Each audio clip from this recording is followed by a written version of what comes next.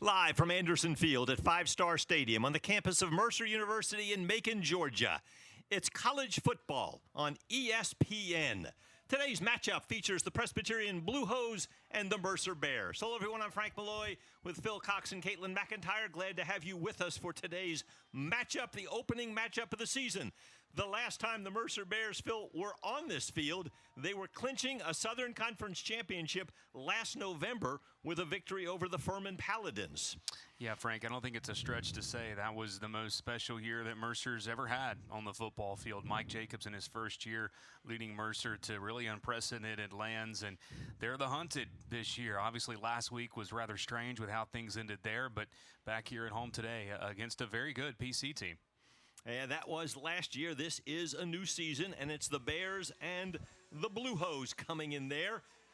It is a battle of quarterbacks as far as this one goes, because Mercer features DJ Smith and Presbyterian features Colin Hurst, two experienced quarterbacks, Phil. No question. Mike Jacobs, his first season, and you can see the celebration. Excitement from that win over the Furman Paladins, and that was a culmination of a great year, and really a fantastic run through the Southern Conference for Mercer last year. It was a 49-23 win in which the Bears did a lot of things right. Of course, this is a new season, but they do have DJ Smith back, the quarterback, right there. He's got some experience, some game experience as far as managing the team, Phil. No question, and there's no substitute for that. Had a big game last year in this matchup versus PC, and Frank, I think it's fair to say that as far as well as he plays, he will take Mercer as far as they can go. If he raises his level of play, Mercer can have a very special year. All right, Colin Hurst is the quarterback for Presbyterian College. He is a good one, had an outstanding season last year, over 2,300 passing yards and 17 touchdowns. And now let's hear from the third member of our crew. Caitlin McIntyre is on the field.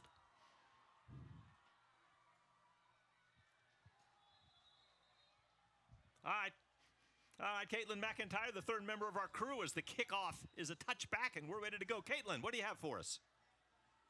Last week's game, Mercer was making a comeback during the second half, and then the weather delay happened, and they were able to finish the game. Back to you, Frank. Ready to go. Presbyterian College will take over on their own 25-yard line. Again, as we said, number 8, Colin Hurst, 5'10", 185-pound redshirt sophomore from Davie, Florida.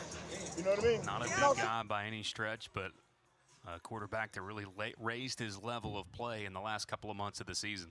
Zach Switzer is the running back next to him. He is a good one, very speedy, and he gets the carry, and the Bears swarm to the football. This is something Mercer did so well last year, getting a lot of bodies around the ball, and they stopped Switzer for a very short gain. Matter of fact, he may have lost about half a yard. Mercer was one of the best teams in all the country last year, Frank, at stopping the run. As you see what Hurst did last year, obviously a lot different look to that Mercer defense here in 2025. Hurst will look to pass under pressure, now takes it and tucks it and gets pushed out of bounds right there. In pursuit was Christian Davis, number 16, and he knocked Hurst out. Going to mark it about the 30-yard line. That will bring up a 3rd down and 5. First two plays, you really get to see a difference with the speed and the quickness. That first run play looked like there was an opening, and then Mercer with great closing speed to keep that just about a 4-yard game. All right, so 3rd and 5. Antonio Wright is checked into the backfield as the running back, standing next to Hurst.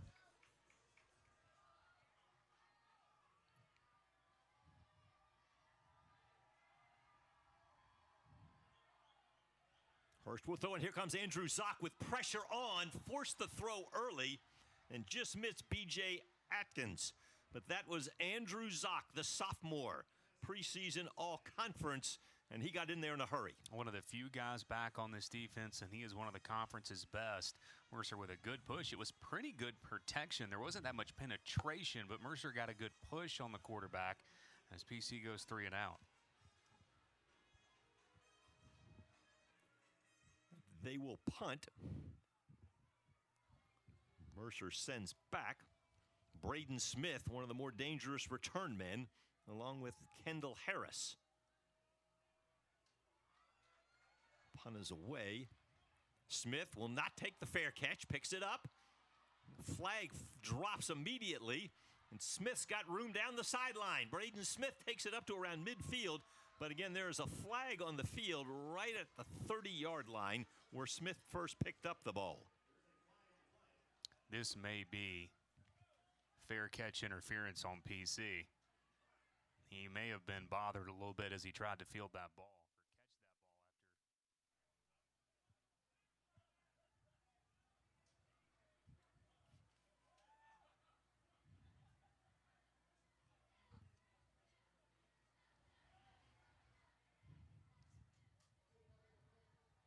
And you are correct. 1 for 1 to start the new season. Bill Mercer declines the penalty.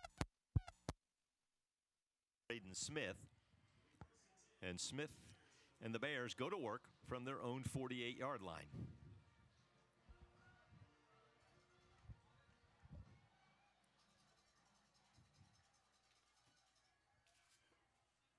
DJ Smith with CJ Miller standing next to him in the backfield.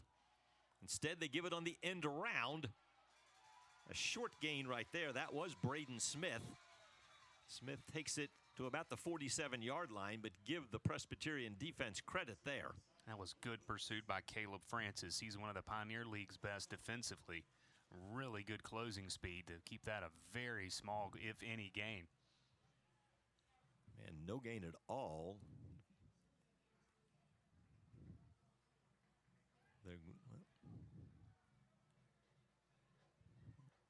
I'm not sure what that flag was. It looks like it goes against Presbyterian, a 5-yard mark-off.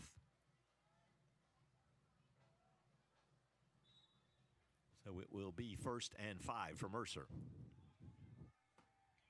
Always worry about those early season penalties racking up early in a game. Type of stuff that gives coaches gray hair. C.J. Miller's first carry, pushing off the left side across the 45 down to about the 43. He's going to be just short of a first down. They're going to mark it more like the 44 now, so that'll bring up 2nd down and 2.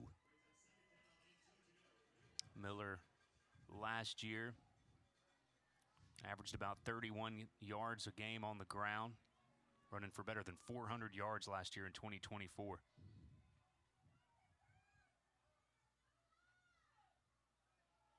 Miller, again the carry, and Presbyterian again. The Blue Hose defense striking early and often there. Excellent job by the visitors from Clinton, South Carolina. BC's done a nice job here on this drive of some good pursuit. You worry about the speed and the strength differential up front. Saw that a little bit when PC had the ball, but Blue Hose have some guys who can pursue well. This is a big 3rd down early in this first quarter to perhaps give PC some confidence. 3rd and 2 from the PC 44. Miller up the middle, tripped up, keeps the legs driving. Depending on the spot, he's close to the first down. Let's see where they mark it. He didn't.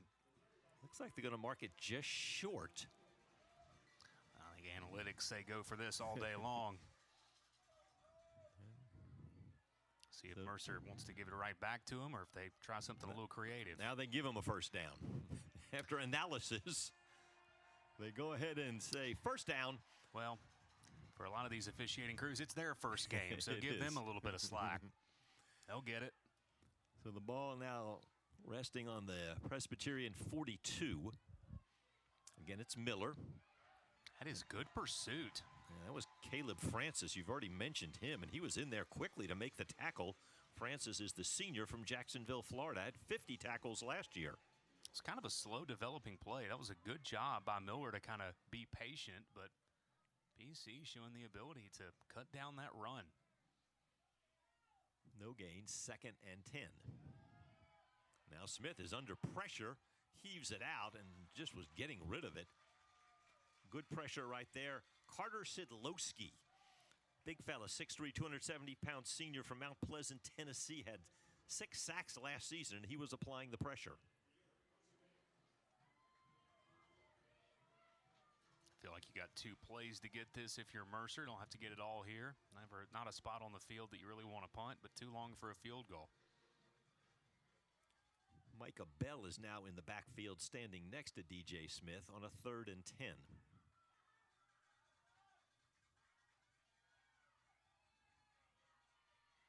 Plenty of time, dishes across the middle, and a big hit right there.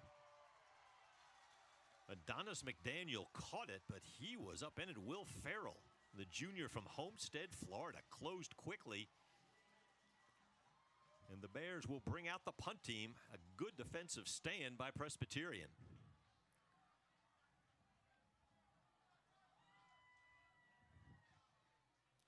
John McConnell averaged over 43 yards a kick last season for the Bears, and more importantly, dropped 30 inside the 20. High. Bears are in perfect position to defend this one, and they'll down it right around the 4-yard line. Good work from John McConnell. That'll back the Blue Hose up.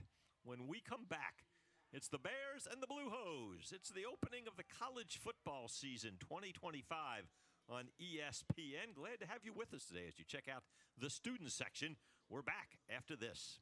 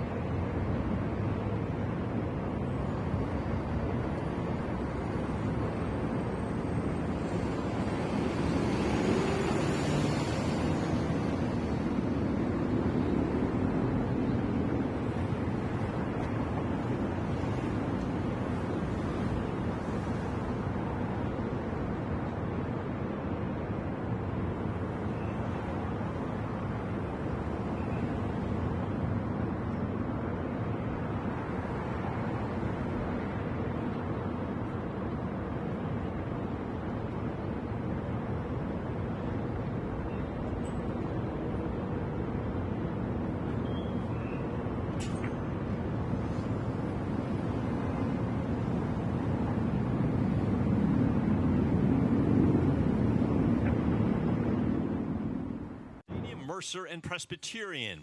The Blue Hose' second possession of the game starts at their own 4-yard line.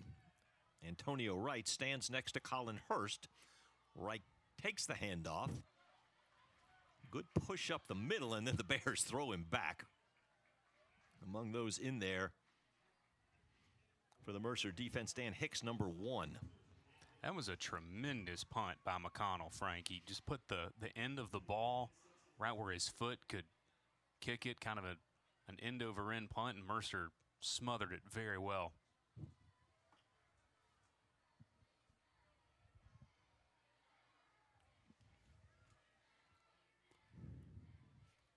Again, it's Wright ducking inside. Jordan Swain did a good job of forcing that play back inside where there were plenty of orange-shirted teammates to help out. Ball is now on the 9. That'll bring up 3rd down and 5 for Presbyterian. And you see that pursuit, Mercer filling those gaps with that speed. Just made it difficult for PC to find any kind of a gap to run the ball.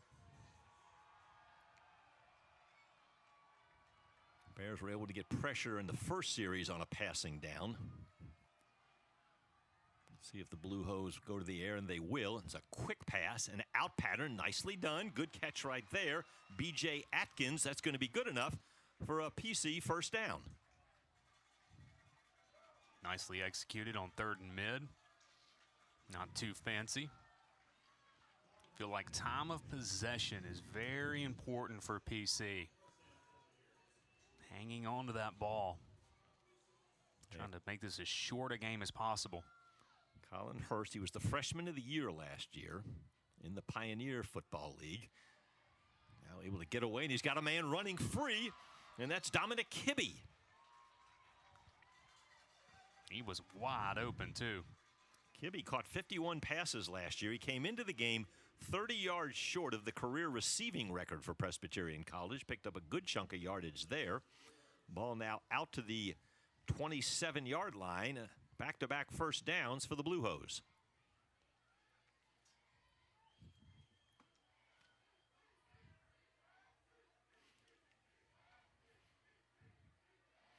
The pitch.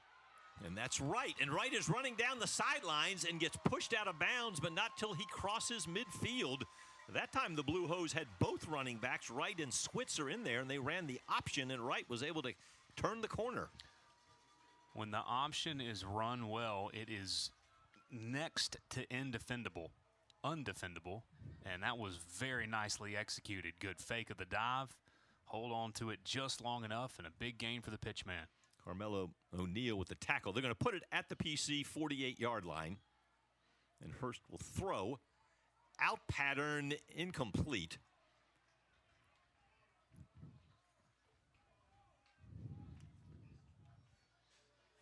Trying to hit Sincere Gill on the sidelines. Talked about how important time of possession is for PC. And for Mercer, a sharp start. You don't want to get off to the type of start that you got off to last week in Montgomery. Yeah, Mercer head coach Mike Jacobs talked about that, trying to start faster.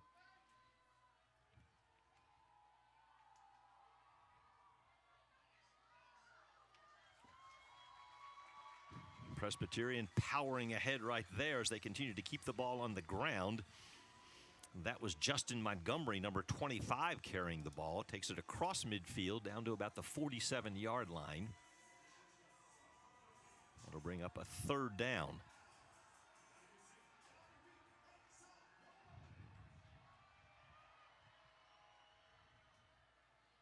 Again, it's Montgomery up the middle, found a hole across the 45 to the 44. Going to bring up, looks to be 4th down and 1.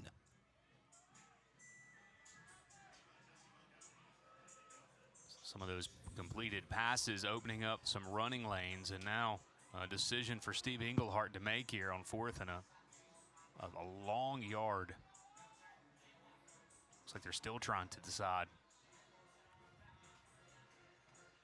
They have to end up using the timeout. Yeah, ticking down to 5 on the play clock. Could go with the quick kick as well. The fake to Montgomery. The pass is incomplete. The Bears were able to get pressure. Caleb Hutchinson was able to get pressure on as Hurst pulled it and tried to hit a quick pass across the middle, but the Mercer defense comes up big.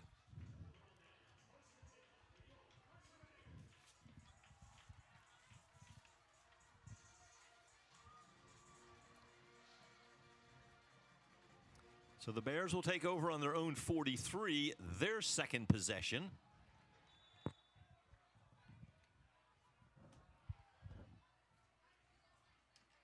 DJ Smith pulls it. Now under pressure, let's fly. Had Adonis McDaniel open, but overthrew him on the out pattern. Brings up 2nd down. It appeared that Smith initially wanted to go deep. You'll see teams do that sometimes after a turnover on downs. You just go for it all on the first play. It looked like Smith wanted to go for the home run. It just wasn't there.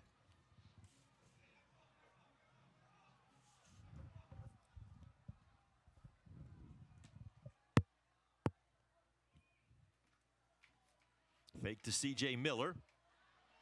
Pitch behind the line. Ball is loose. Still loose. A scramble on the field. And it looks like the Bears have recovered, and that was DJ Smith who hustled to get onto it, but a huge loss on the play. That was close. Mercer is fortunate. They were an eyelash from that being a scoop and score. Big hit on McDaniel, then a scramble, and here comes DJ Smith. And you can see there were several Presbyterian players, including Cameron Barber, number 20, who was looking to scoop it up and score.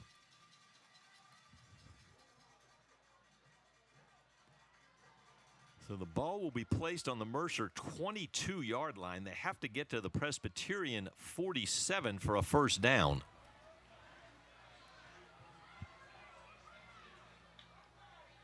How about Smith being alert enough not only to get it, but to fall on it? He didn't try to pick it up. He just fell on the football. 3rd and 31 for the Bears.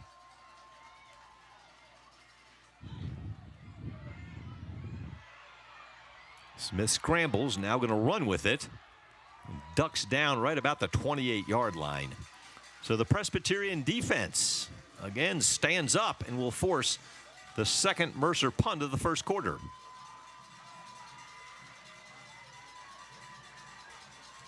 Tell you what, the PC defense, impressive here in the early going.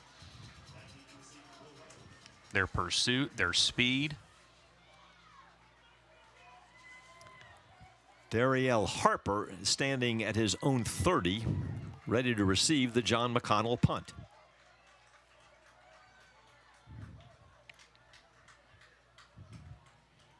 Harper catches it at the 35, makes one man miss, then gets stood up at the 40-yard line. Good pursuit by the Bears right there.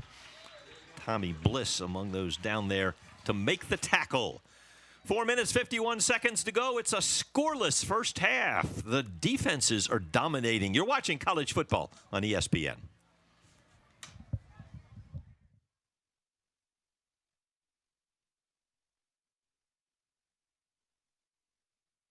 For 48 straight years, Ford F-Series have been the best-selling trucks in America. We got here by never settling. But what's really made Ford F-Series #1 is you.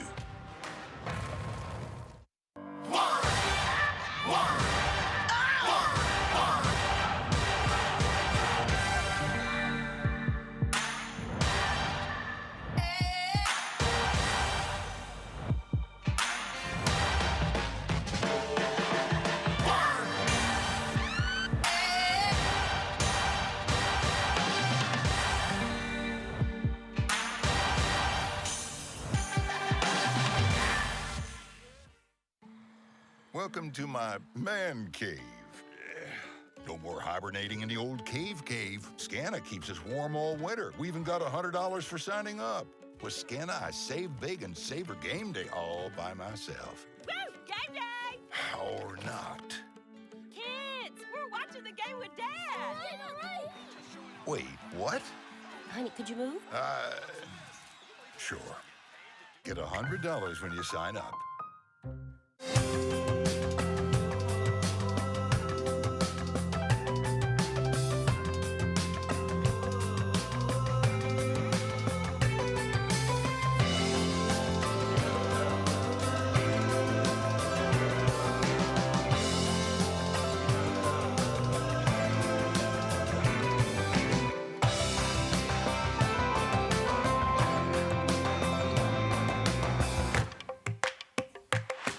For 48 straight years, Ford F-Series have been the best-selling trucks in America. We got here by never Welcome back. Frank Malloy, Phil Cox, and Caitlin McIntyre with you here at Five Star Stadium, campus of Mercer University in Macon, Georgia.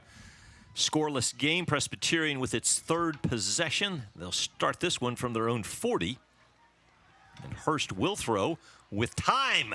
Tried to thread the needle and nearly did it. He was trying to hit Zach Switzer out of the backfield. Pass falls incomplete. Switzer, a very dynamic weapon for this PC team. Obviously what he does offensively, but also in the special teams.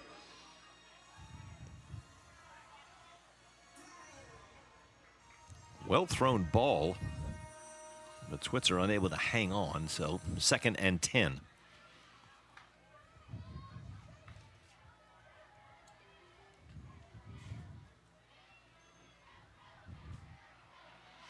Hurst looking for Switzer. He's got it. Down to the 30, inside the 30-yard line. Finally brought down by Christian Davis, but a big play for the Blue Hose. Well thrown ball and good adjustment to it by Switzer. Talk about all the ways that he can help you out of the backfield. Also catching a pass. That was a good job to adjust to that football. He caught 21 passes last year, did Zach Switzer. So 1st and 10.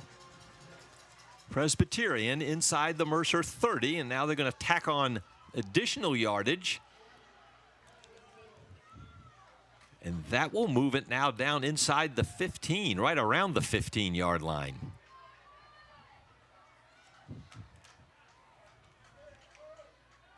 This is a situation where if you're PC in a spot like this, late first quarter, you need a touchdown. You've gotten it this close to the red zone. You go and punch this thing in. Fake to Antonio Wright. Now we'll throw it out to him. Bears were able to get over there quickly. That was number 51, Drew Clare. Was able to push Wright out of bounds after a short gain. And now there's going to be another penalty against Mercer. Looks like they got the Bears offside. Again, this is the stuff from week 1 to week 2 that you try to eliminate. The pre-snap and the post-snap stuff. You don't need to be making this any easier for PC. Already starting to feel confident offensively, moving this football, knocking on the door of the end zone. So that moves it 1st and 5, just inside the 10-yard line. Hurst into the end zone, a lot of pushing. Pass. It's intercepted. It looks like the Bears will get credit for the interception. The far side of the field, and that would be Miles Weston defending. There was a battle between receiver and defensive back, and Weston was able to haul it in.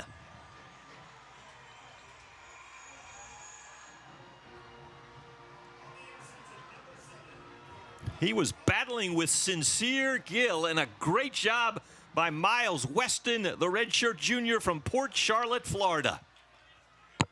Good job to step up and make a play there when it looked, PC looked destined to take an early lead. So now the Bears will start from their own 20. Faked the end around, and Smith kept it. Was able to work his way up to about the 24-yard line. Yeah, great work by Miles Weston. He was in a battle with Sincere Gill and was able to come away with a big turnover for the Bears.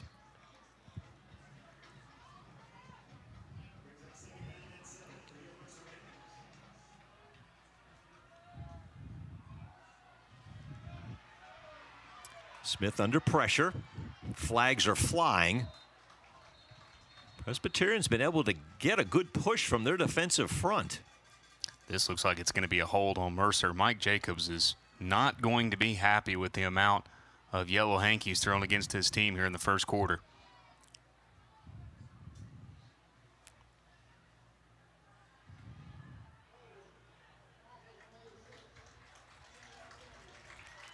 So a penalty against the Bears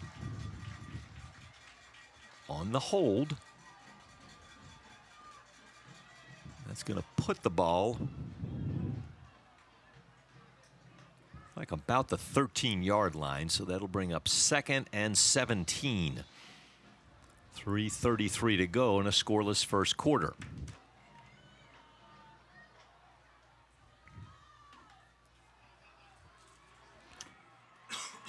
Bears now get traction. Good play here with blocking downfield. The Bears finally get a big play right there. And that was one of their holdovers from last year, Ajante Dabbs, the redshirt junior from Greenville, Tennessee. Great upfield blocking and then just making the rest happen himself. Bell pushes the pile to about the 45-yard line. Give him 3 right there. Micah Bell, redshirt junior from McDonough, Georgia, rushed for just under 250 yards a year ago. Mercer, one of the reasons, Frank, they were as successful as they were is they had so many options out of the backfield, so many different ways that they could hurt teams with running the football and just gaining yards.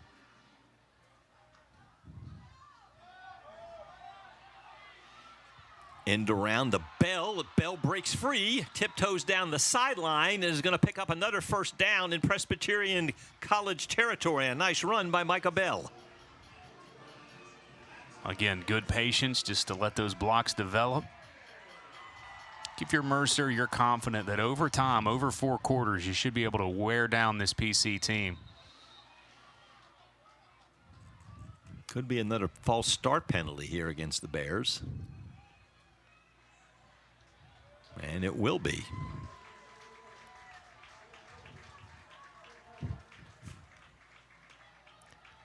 Those are things that, let's be honest, in a game like this, may not end up hurting you that much in the final analysis, but you want to make sure you get that stuff ironed out. Conference opponent just 2 weeks away in the Wofford Terriers. All right, so 1st and 15, Apollos Cook in motion. Again, they go to Dabbs. Dabbs again displaying that speed. And he's able to take it close to another first down. Going to mark him down at the Presbyterian 34. So that'll bring up 2nd and 2 as the Bears are able to get 13 on the toss to Ajante Dabbs.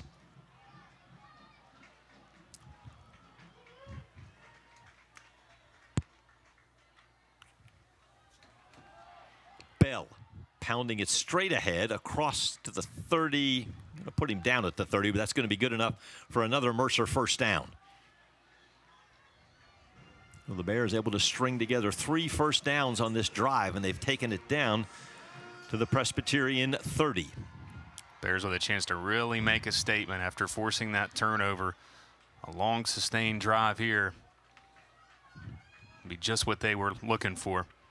Tyrell Cord now into the backfield. And Cord's got the pass. Did a nice job of now running after the catch. And Tyrell Cord down to the 15-yard line. The junior from Charlotte, North Carolina, just checked in and caught the little check down pass. And another first down for Mercer. Mercer running some creative stuff here offensively.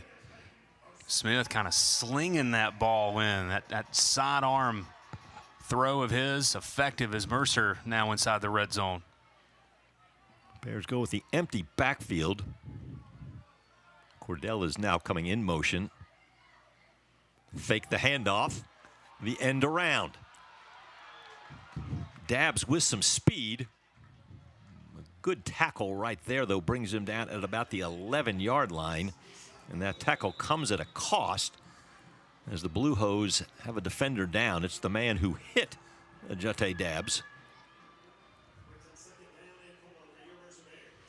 And while they check out the injured player, we're going to check out. Right now, 20 seconds to go, first quarter. The Bears are driving in a scoreless game. We're back after this.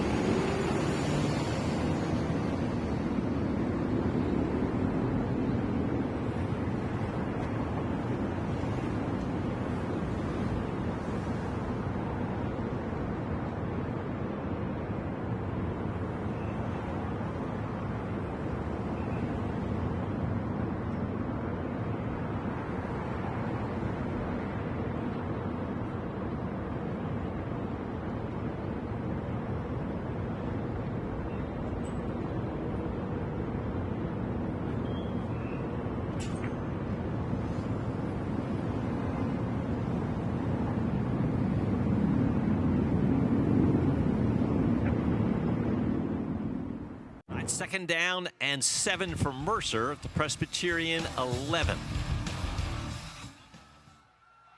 Smith. Now under pressure, heaves it, incomplete. He was trying to thread the needle there. Javarius George.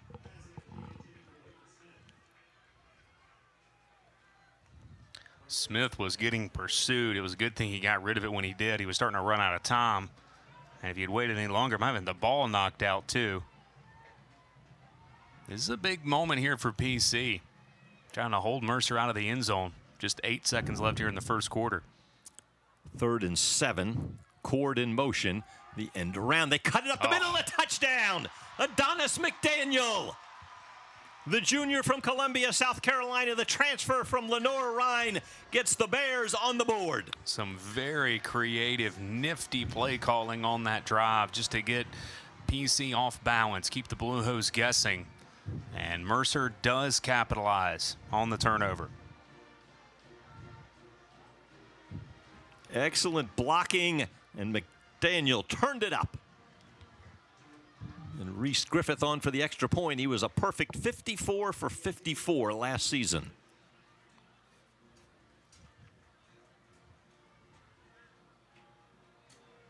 And starts this season off with a perfect kick. So the Bears strike following the turnover. The interception by Miles Weston. And then, as you said, Phil, the Mercer offense kicked it into high gear. Just what you want after the turnover.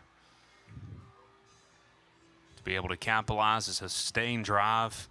Smith with some really good decisions. That's what you like to see if you're Mike Jacobs. So 4 seconds to go in the first quarter. Bears on the board first.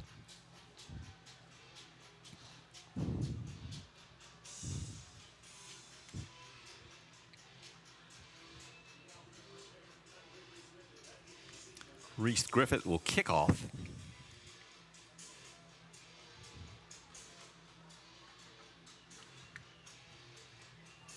Antonio Wright and Zach Switzer back deep for the Blue Hose.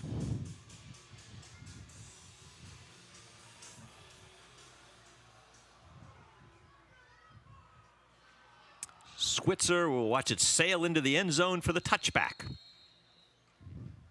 So we'll have one more play here in the first quarter.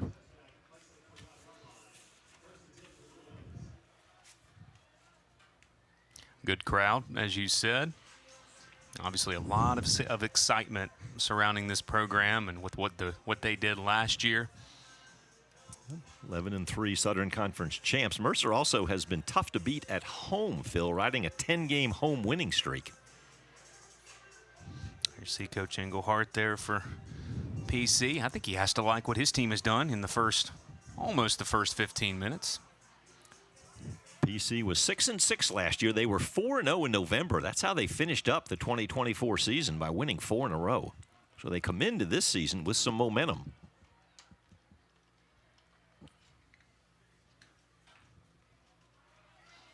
Hurst, the handoff to Wright. Short gain, takes it about to the 27-yard line.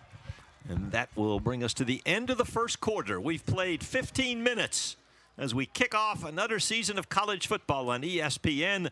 The Mercer Bears lead the Presbyterian Blue Hose 7-0. We're back after this. It's the opener on ESPN.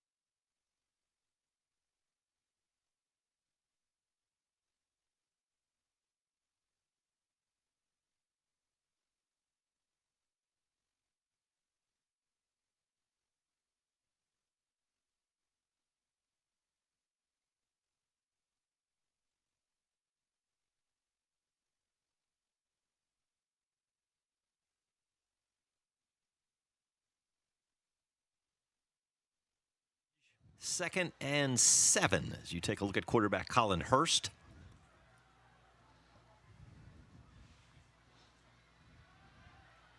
Hurst under pressure will throw, gets it away. Good catch right there. Sincere Gill, number 0. Caught 36 passes a year ago. Grad transfer, Foxborough, Massachusetts. Will bring up a 3rd down and a yard for the Blue Hose. Hurst is impressive. He completed about 2/3 of his passes last year. He's not a big guy, as we said. Mercer has gotten a little bit of pressure on him, but he's accurate. He's got a pretty precise arm.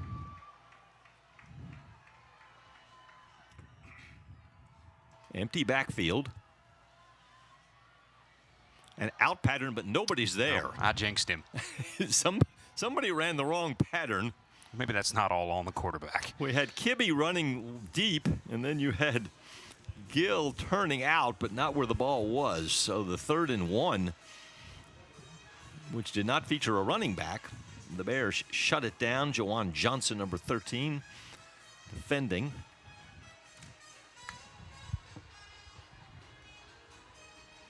Thatcher Hutton back to punt.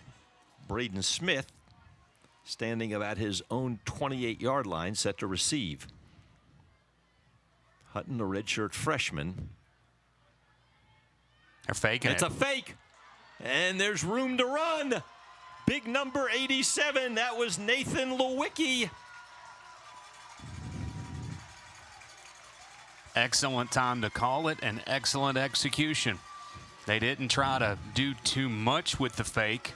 That was well timed and well done. So Nathan Lewicki, the senior from Annapolis, Maryland,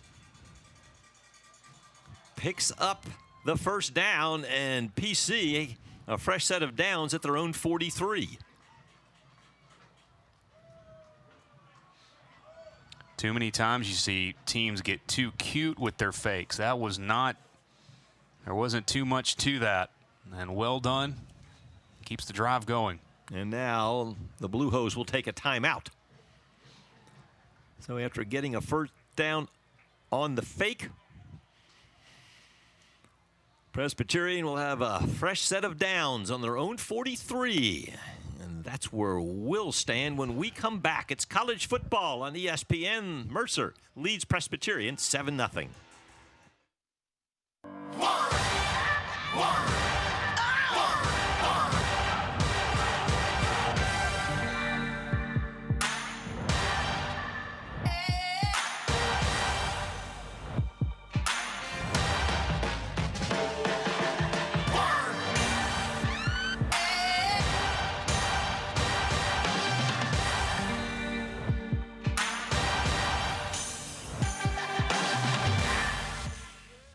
Prices are up everywhere, and they're only getting higher, making things harder. So Georgia Power is doing something about it, because you could use some relief.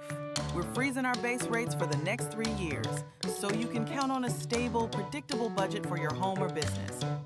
With the cost of living on the rise, our 3-year rate freeze is one thing you can depend on, delivering the service that Georgia Power is known for. We're here for Georgia, and we're here for you. Welcome to my man cave. No more hibernating in the old cave. Scana keeps us warm all winter. We even got $100 for signing up. With Scana, I save big and savor game day all by myself. Woo! Game day! Or not. Kids, we're watching the game with Dad. Wait, what? Honey, could you move? Sure. Get $100 when you sign up. So I stopped in at Chick-fil-A for lunch and saw Officer Wilson come in. I decided to place a dine-in mobile order and have a cookie delivered to him just to show appreciation for his service for our community. A few minutes later, I noticed that Officer Wilson had gotten up and left, and I knew he hadn't gotten his cookie yet. And I'm headed to my car. I turn around and I see Allie, and she's running after me. Mr. Police Officer, Mr. Police Officer. Usually when someone yells, officer, officer, they want to ask me about a ticket they got. I absolutely wanted the cookie. This cookie is delicious. All right, Blue Hose football on their own 43 following this play. The fake Nathan Lewicki picked up the 1st down, gained 9 yards on 4th down. Now Hurst is under pressure, and down he will go as the Bears lowered the boom. Andrew Zock and Jordan Swain. Swain, the redshirt senior from Brunswick, Georgia. First sack of the night for the Bears, and that moves the ball back to the 36-yard line. Big play for the Mercer defense. One of the reasons Mercer had as good a defense as they had last year was their ability to get to the quarterback. First time they've been able to harass Hurst today. Get him down. Jordan Swain back for another go-round. You see what the Bears did last season. They were stout, to put it mildly. Short pass right there. Quick gain. B.J. Atkins was pretty much kneeling when he caught the ball at the 40-yard line. Well, it seemed to be that Mercer, as they had elevated their program in the past number of years, it was they had to beat somebody. They had to outscore them. They had to outgun them, outshoot them. Not the case last year. Mercer able to really frustrate offense with their suffocating defense. All right, 3rd and 13 now for Colin Hurst and the Blue Hose offense.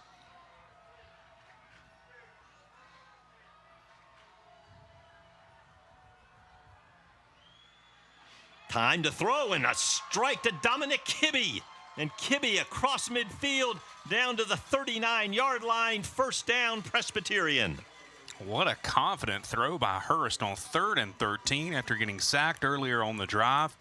Stepping right into that throw. And another big 3rd down conversion to keep the drive alive. The senior from Centerville, Maryland, who caught 51 passes a year ago, Dominic Kibbe. That was good for 23 yards, and with that catch, he has established himself as the career record yardage receiver in Presbyterian College history.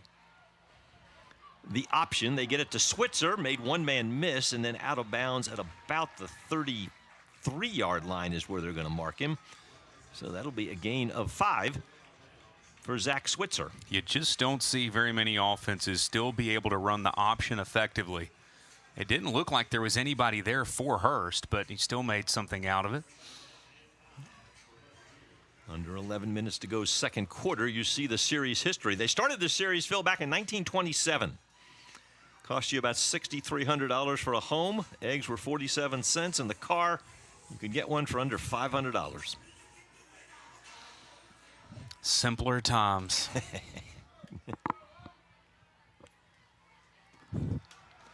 Zock was in quickly. He got a man open, and a diving try by Jalen Patrick was unable to pull it in down at the 5-yard line. Andrew Zock was applying pressure, but Hurst still got plenty on it. Good job to avoid the pressure, and almost a tremendous connection made.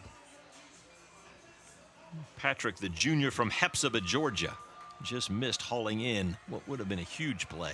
So now 3rd and 5 for Presbyterian. The ball at the Mercer 33. They must get to the 28.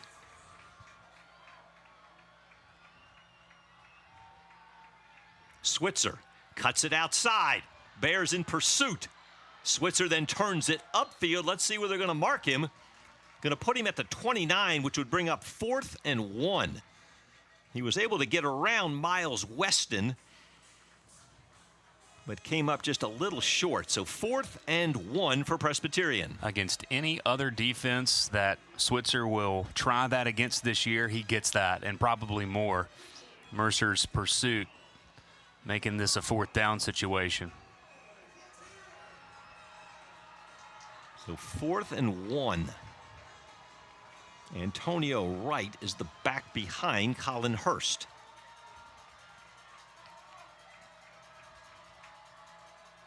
They pitch it back to Hurst. A pass to a man wide open downfield. It's Nathan Levicki for a touchdown for the Blue Hose.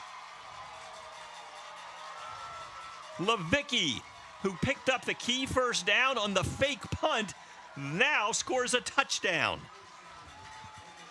That's quite a drive for him. Is the up man, as you said, on the fake, and then the recipient of the flea flicker. He had 14 catches last year, but 5 of them went for touchdowns.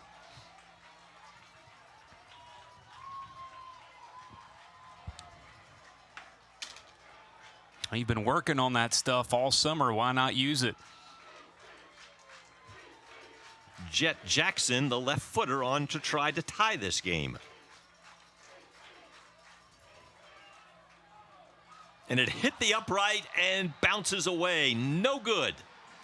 So Jackson misses the PAT, but the Blue Hose strike. Colin Hurst and Nathan Levicki. The PC coaching staff is irate there wasn't an offside. They are hot. Here's the touchdown. So we'll take it out on the PC touchdown. So 9 minutes, 37 seconds to go, second quarter. The Mercer lead is 1. You're watching college football on ESPN.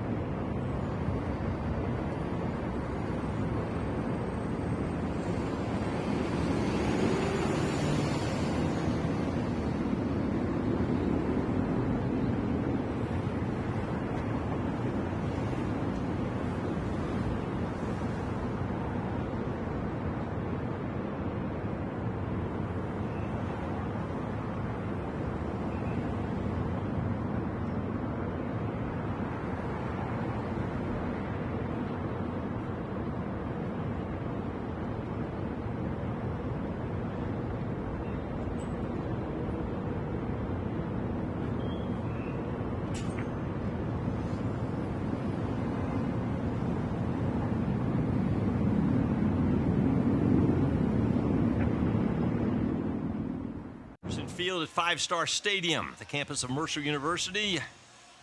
The Bears and the Blue Hose in a 1-point game. Mercer leads 7-6 as Presbyterian gets set to kick off to that man, Braden Smith. Let's run down our keys of the game again, Phil. Well, we just talk about a sharp start for Mercer. Mike Jacobs talked about that. It's a different looking defense, but so far they've had some nice moments. Time of possession really important. Keep an eye on that over the course of the game. And so far, both coaches have to like what they've seen. Smith will come out of the end zone. He's got room to run. Braden Smith still on his feet and gets it across the 30-yard line. They're going to mark it at the 31, and that's where Mercer will start 1st and 10 after the return by Braden Smith. Maybe the only thing Mike Jacobs hasn't really liked to this point is the 4 penalties on his team. I think for PC, it's about, can you stay in this thing for 4 quarters? You've put yourself in a good spot to this point. You hate to miss extra point, but continue to compete and make plays. Try to stay in this game as long as you can. The Bears on the pitch. Well, C.J. Miller gets upended right there. That was number 10 coming in, Nick McGill with the tackle. And again, this is a different spot that Mercer's in as a program, Frank. I mean, coming in a top 15 team in the preseason, obviously PC is going to be up for Mercer no matter where they are as far as the rankings, but it's amplified even more after the special year that Mercer had last year.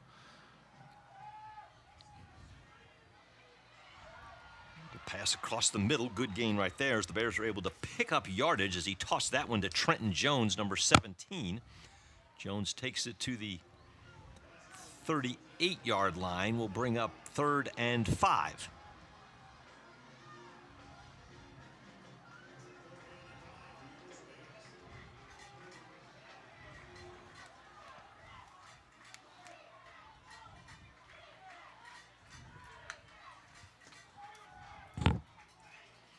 Intercepted.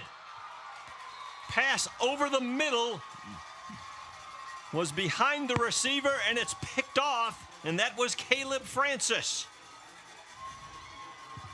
the senior from Jacksonville, Florida, one of their top defensive players.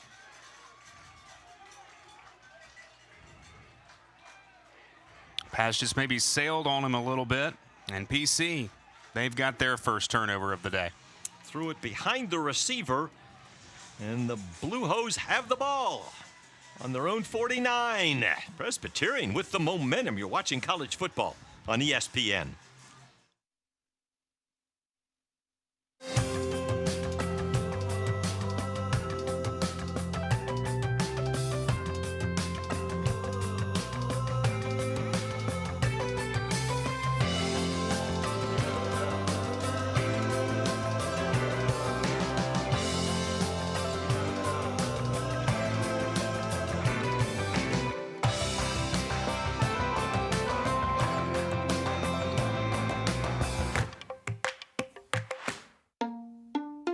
So I stopped in at Chick-fil-A for lunch and saw Officer Wilson come in. I decided to place a dine-in mobile order and have a cookie delivered to him just to show appreciation for his service for our community. A few minutes later, I noticed that Officer Wilson had gotten up and left, and I knew he hadn't gotten his cookie yet. I'm headed to my car. I turn around and I see Allie, and she's running after me. Mr. Police Officer, Mr. Police Officer. Usually when someone yells officer, officer, they want to ask me about a ticket they got. I absolutely wanted the cookie. This cookie is delicious. Raised from the Georgia clay, strengthened by the relentless heat, staples of the Middle Georgia community, Mercer University Athletics and 5-Star Automotive are raising the bar, outperforming the competition, dedicated to growth, focused on integrity. We are Bear Nation. This is 5-Star Stadium. Prices are up everywhere, and they're only getting higher, making things harder. So Georgia Power is doing something about it, because you could use some relief. We're freezing our base rates for the next 3 years, so you can count on a stable, predictable budget for your home or business. With the cost of living on the rise, our 3-year rate freeze is one thing you can depend on, delivering the service that Georgia Power is known for. We're here for Georgia. All right, we're back. Presbyterian College with the ball right at the 49-yard line following the interception by Caleb Francis. And then the reverse, the ball is knocked down. Somehow, though, Presbyterian's able to pick it back up. That was heads-up playing by Zach Switzer. But it's going to be a loss of about 3 yards for the Blue Hose. I told you this Presbyterian team finished last season on a roll, winning 4 straight games. You take a look at the Pioneer Football League preseason poll. Presbyterian picked to finish 7th, but a whole group of teams, San Diego was pretty much the team everyone picked to beat, but Presbyterian expected to be in the mix as far as up at higher in the standings. Zock unable to get the quarterback down. Hurst was able to get rid of it. He was trying to find Dominic Kibbe. Good defense there by Miles Weston as Andrew Zock put pressure on. Hurst has a very good internal clock. He does a good job of knowing when to get rid of the football. He's had to eat it a couple of times. Of course, PC, if you take another look, just a very smart quarterback. Avoided that initial contact. Used to be in the kind of the cousin conference of the SoCon, the Big South, for a number of years.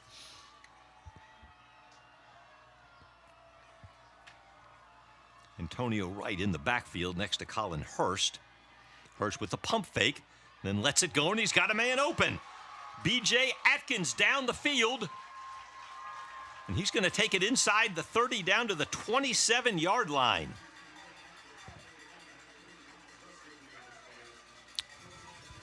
That is just a really confident throw. Again, Hurst is not a big guy, but is confident in the pocket, able to find his receivers. Another big game.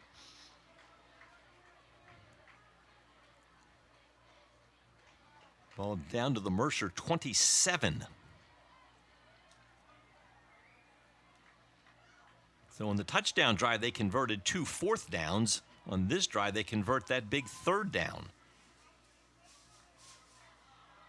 Wright busts up the middle. Takes it down to about the 21-yard line. Quick burst. They're going to give him close to 6 yards for Antonio Wright. Talked about that time of possession as a key to the game. Mercer's had it for better than 12 minutes here in the first half. Mercer's had it just a little over 10 minutes. Again, it's Wright pushing, driving, across the 20 down to about the 17-yard line. See where they mark it. Going to put it on the 18, which will bring up a 3rd down and 1. We tick down towards the 6-minute mark here in the second quarter, and the Blue Hose looking to take the lead. Hurst 10 of 18 through the air for 164 yards here in the first half.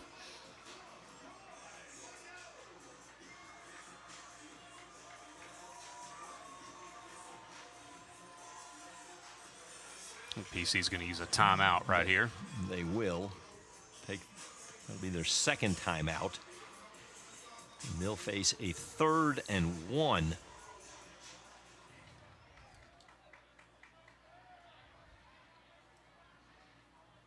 So 3rd and 1, we'll keep it here. Presbyterian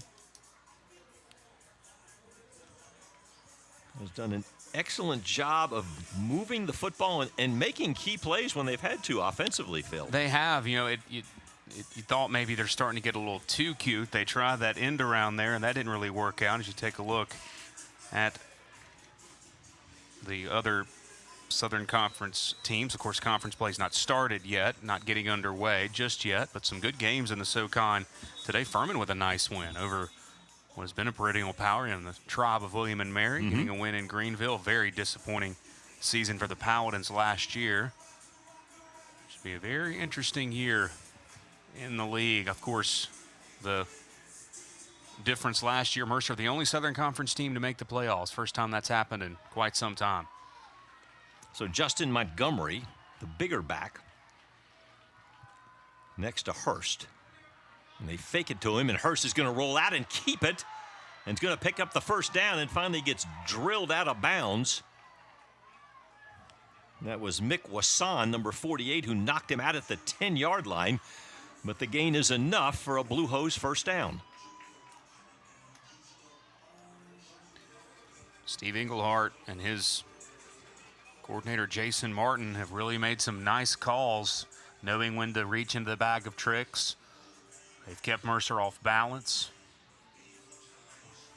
Opportunity here to grab the lead.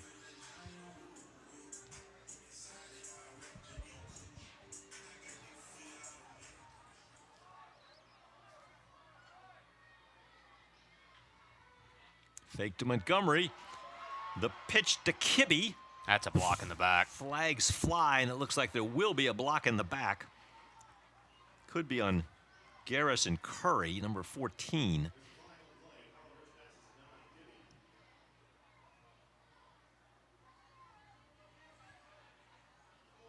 Or a hold. It is number 14, Garrison Curry. That is just, Frank, the 2nd penalty on PC. Been a well-played first half for the visitors from South Carolina. That's now going to put the ball back on the 16-yard line. So 1st and goal from the 16.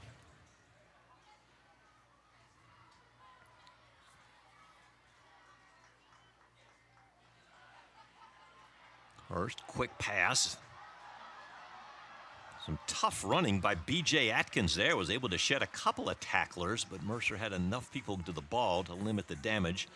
Going to put him down at the 12-yard line, 2nd and goal. PC has been effective in that situation where they have some receiver come through the formation and kind of run that drag pattern right along their line of scrimmage, right there at the point of attack. That's been effective for them, getting Mercer's defense to move laterally. So 2nd and goal from the 12. Again, Justin Montgomery in the backfield next to Colin Hurst. Hurst steps up, room to run. Hurst across the 5, driving towards the end zone. They're going to mark him down at the 1-yard line. A quick burst there from quarterback Colin Hurst to get the Blue Hose a yard away from another score.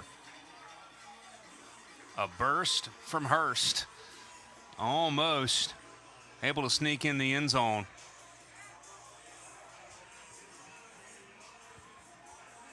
Julian Fox was able to knock him off his feet. If Blue Hose punch this in, there's going to be some raised eyebrows in Five Star Stadium. Hurst will go under center. Hand up the middle, pile moving.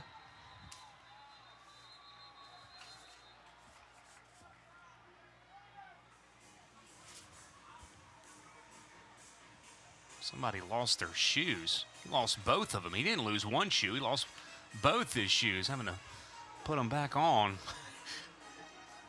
They gave the ball to Nathan Levicki, who scored the touchdown earlier in this quarter on a pass reception. He's the one who lost his cleats, yeah. He also was a part of that fake punt, yeah. The fake punt and the flea flicker. Had a big role here in the offense. So now 4th and goal from the 1. Let's see if the Blue Hose take their final timeout. Well, here's the thing. Here's Well, the thing still about have 2 left. Here's the thing about this. At this stage in the game, there's not that much difference between being behind 7-6 and being up 9-7. Go ahead and go for this. I mean, I realize take the points. I get that. And if you want to do that, go ahead and kick it.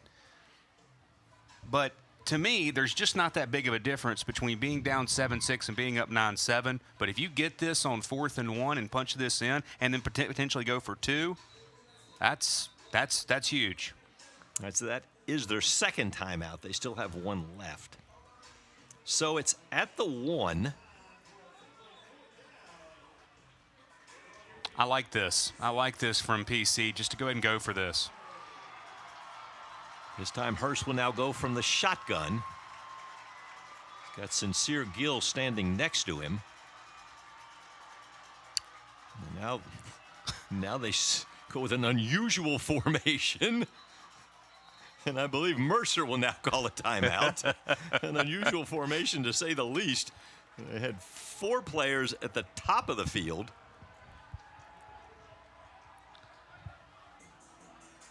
They sent out J.T. Hill, the left tackle, in like a receiver formation. That was odd.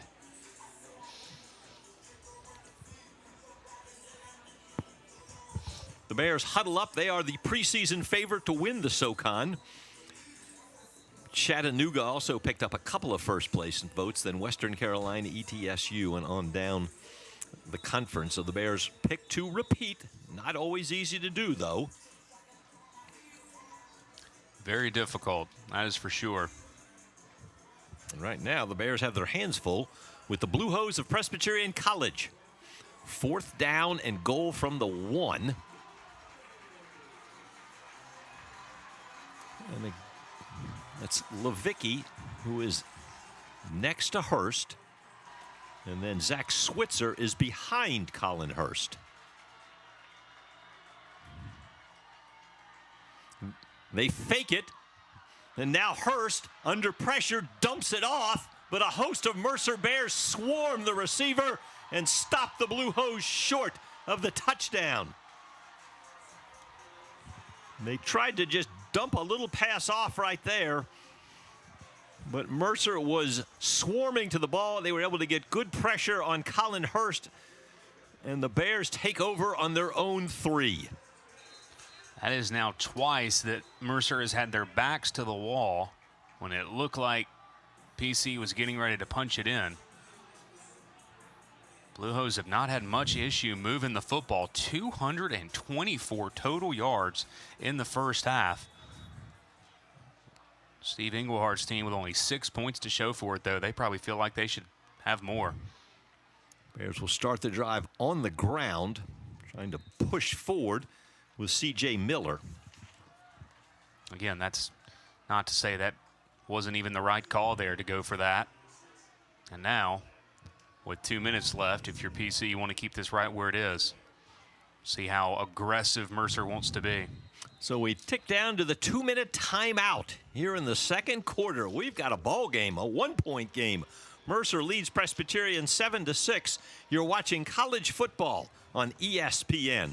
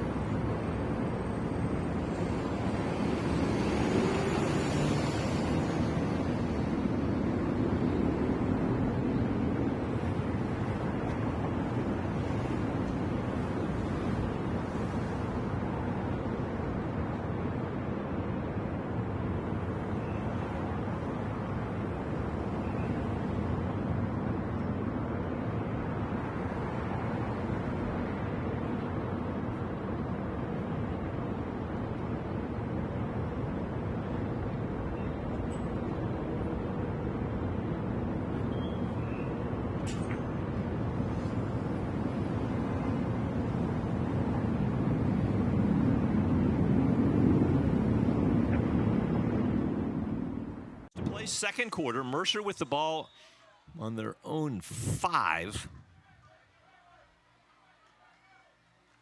Again, C.J. Miller pushing ahead to about the 9-yard line.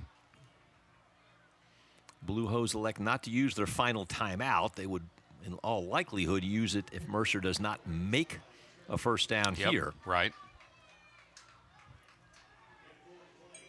So Mercer now with 3rd and 4. I would think Mercer would probably try to take as much time off the play clock as they can. Tyrell Cord. Motion on both sides. First Presbyterian jumped, and then the Bears charged downfield. Let's see how they sort this one out.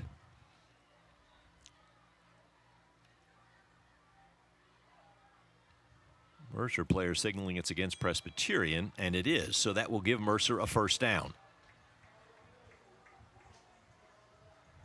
And for all intents and purposes, probably should be the end of the half. You would think Mercer now backed up at their own 14-yard line. They still have 2 timeouts left, unless they might break a long run, perhaps, or a quick strike downfield. But we'll see. 1st and 5. The 1st and 10, rather, following the 5-yard penalty that gave him a first down. And Smith, under pressure, rolling and throws.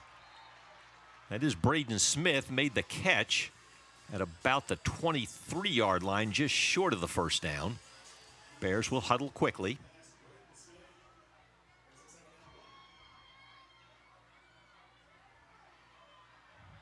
Smith will take off. Looks like he has enough for the first down at the 25. That would stop the clock long enough to move the chains. Mercer still with 2 timeouts. 50 seconds to go, second quarter. Clock now moving.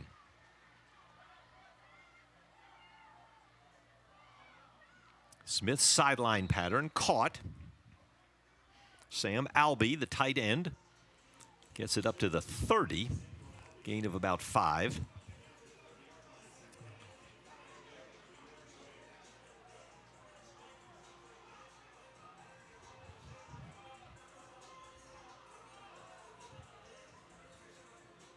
.41 seconds to go, second quarter. Mercer at the 30. Smith to Cord. Cord able to stay in bounds long enough to get another first down at the Mercer 35. The chains move again. 35 seconds now. Just to give you an idea of how kind of West Coast style the passing has been to this point for the Bears. Smith 12 of 16 through the air, but he's still under 80 yards. It's been a lot of West Coast type of passing here in the first half.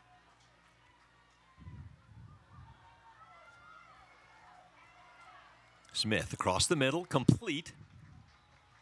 Travion Solomon, the redshirt junior from Macon, makes the catch at about the 41-yard line. Clock now stopped 26 seconds as Mercer elects to use one of their 2 timeouts.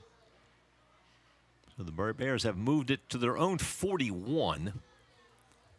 Last year, Reese Griffith's longest field goal was 40 yards. Boy, what a weapon he's been for Mercer. I mean, you talk about all the extra points and everything that he's meant to this team. Obviously, you talk about the spark that Braden Smith gives you in the special teams, and you wonder, how was Mike Jacobs able to have such a special first year? It's guys like that. I mean, you talk about the guys on the offensive and defensive side of things, but you cannot emphasize enough what Griffith has meant, obviously Smith, and the special teams as well. And they may give Griffith a chance here, get a couple of more first downs. Never know.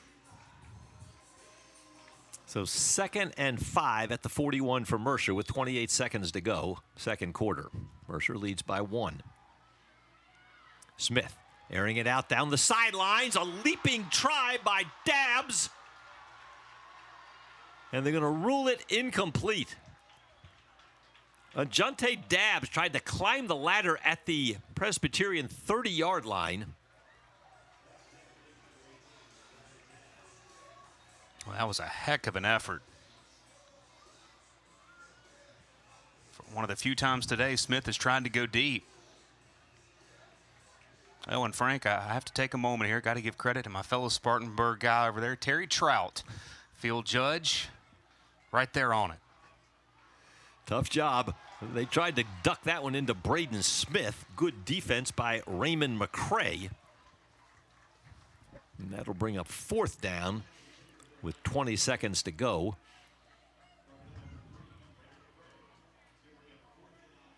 The Bears will send out the punt unit. John McConnell set the punt for the 3rd time here in the first half. So again, the Presbyterian defense makes a stand. They will finish the half, Frank, holding Mercer to just 126 yards of total offense. That's impressive. Dariel Harper comes up, makes the grab at the 22, bounces off a couple of men, comes up the middle, gets to about the 34-yard line. And that's where the Blue Hose will take over with 8 seconds to go here in the second quarter.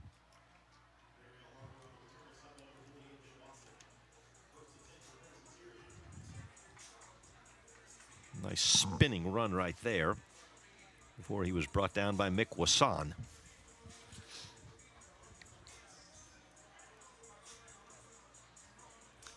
And it looks like the Blue Hose will take a knee and head into the locker room down only 1. And that is the final play of the second quarter. A first half played in under an hour and a half. So the Bears and Blue Hose locked in a tight one touchdown apiece, the difference right now being a missed extra point by Presbyterian College. So the Bears lead by 1, and it's halftime. And you're watching college football on ESPN, opening weekend of the 2025 season.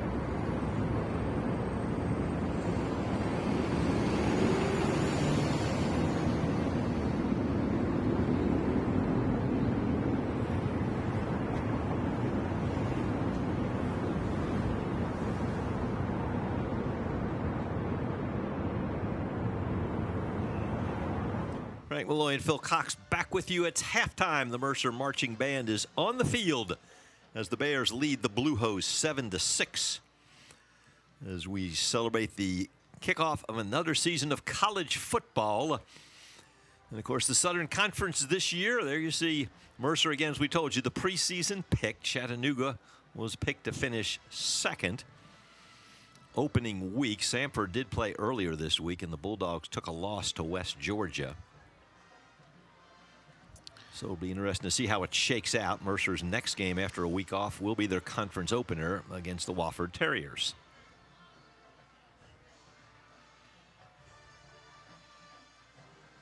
As far as the PFL goes, San Diego picked to win the conference. You see Presbyterian, they finished last year on a 4-game win streak. They were undefeated in November and won 6 games. So they came into today with momentum, and thus far, they're feeling pretty good about where things stand, down by just 1 point, Phil. As they should. And obviously the Pioneer Football League stretches from coast to coast. And I don't think Presbyterian plays San Diego this year because there's so many teams in the conference that you don't play everybody.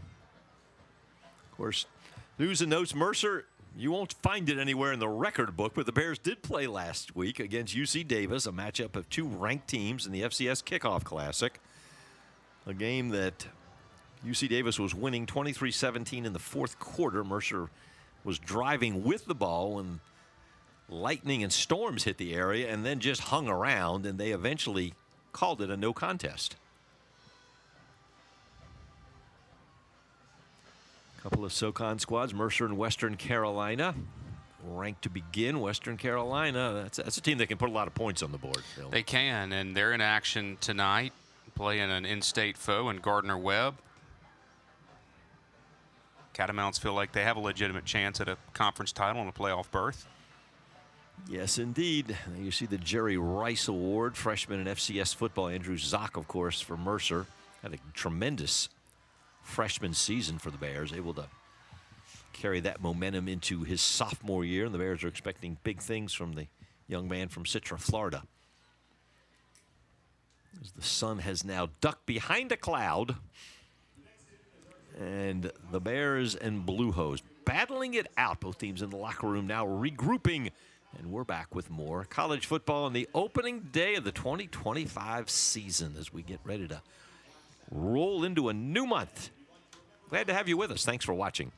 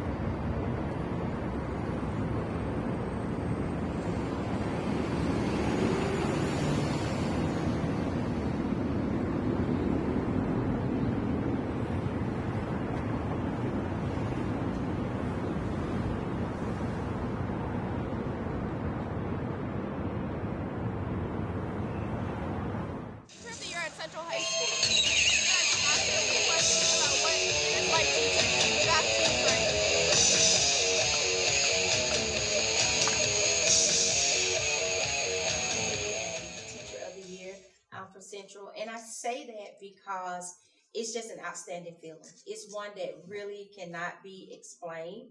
We have a lot of outstanding teachers in our school, and not only that, but in the Bibb County District. So to be named Teacher of the Year for Central, and not only that, but one of the top 5 finalists for the entire district, is just a surreal feeling. What's the most rewarding part about being a teacher? The most rewarding part about being a teacher is when my students come back and I see what all they've accomplished. It really makes me feel good because I know that I've had a part in that. Did you always know you wanted to be a teacher? No, I did not. And in fact, I did not want to be a teacher. I went into college as biology pre-med. I wanted to be a cardiologist. Teaching was not even in the top 3. But over time, things changed. I had several people to always tell me that you're a teacher, you're a teacher. I wasn't hearing that. Teaching was not in my view at all. And so I started teaching on the collegiate level. From there, I was over the School of Business and Technology at Virginia College as the Associate Dean. And then when my daughter became of school age, I wanted to change and be on the same schedule with her. A CTAE, Business Education Teacher position, was open. I applied, and 9 years later, here I am. How did your time at Mercer prepare you for the challenges of teaching? Mercer is one of the top schools, and I love my alma mater. And everything that I've learned at Mercer prepared me to be who I am today, and the things that I've learned there helped me with what I'm imparting into my students today. What's the most rewarding part about being a teacher? The most rewarding part, once again, is seeing my students after they have graduated and come back, seeing them being productive citizens in society, and seeing that light bulb that finally comes on in that student that you thought didn't receive what you were giving them, but they actually did. What was your favorite class at Mercer? I had 2, I would say, favorite classes. One was the Old Testament class, and that's just because that's my foundation. And another one was the psychology class. Psychology really helps being a teacher.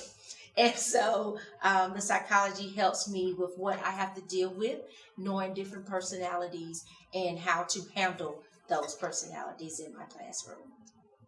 Teacher of the Year at Central High School. And I asked her a few questions. Back to you, Frank.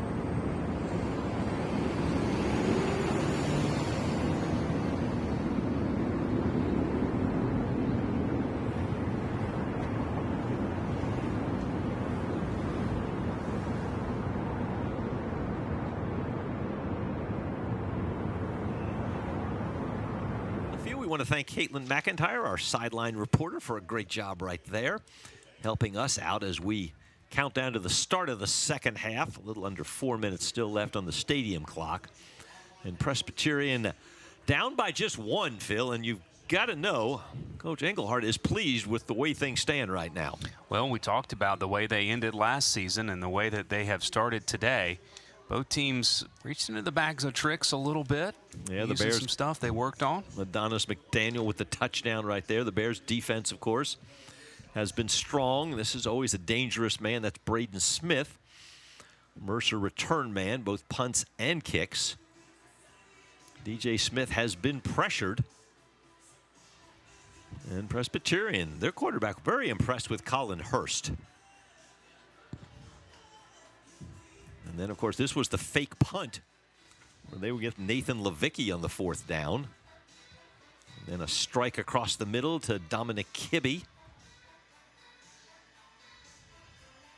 And then some running, some good defense there by the Bears against Zach Switzer as Mercer now comes back onto the field. As we check out the statistics. I mean, look at that. Holding Mercer to just 126 of total yards. 4 of 9. Some of those plays you just saw were some really big third down conversions, and PC did not have much trouble moving the football. It seemed like that their run game wasn't working for them early, and they resorted to the air, and it worked for them. Yeah, the one turnover was a Miles Weston interception in the end zone for Mercer, and then the Bears were able to capitalize and drive downfield for their only touchdown. But so the stats show PC did what they wanted to do in the first half. We'll see what happens when you play it over the last 30 minutes, and we'll show it to you. You're watching college football on ESPN. We've got a good one for you tonight.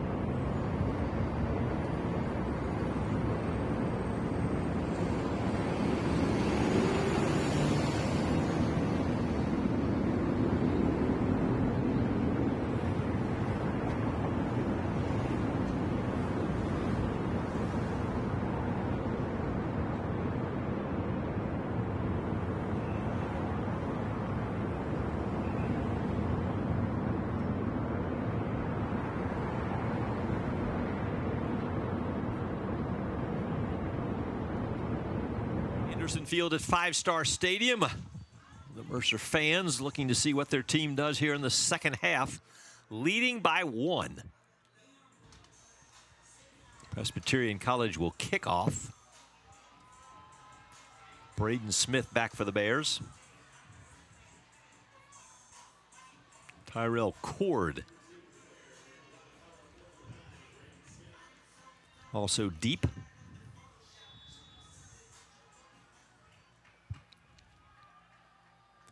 Third quarter is underway. Smith, 2 yards deep.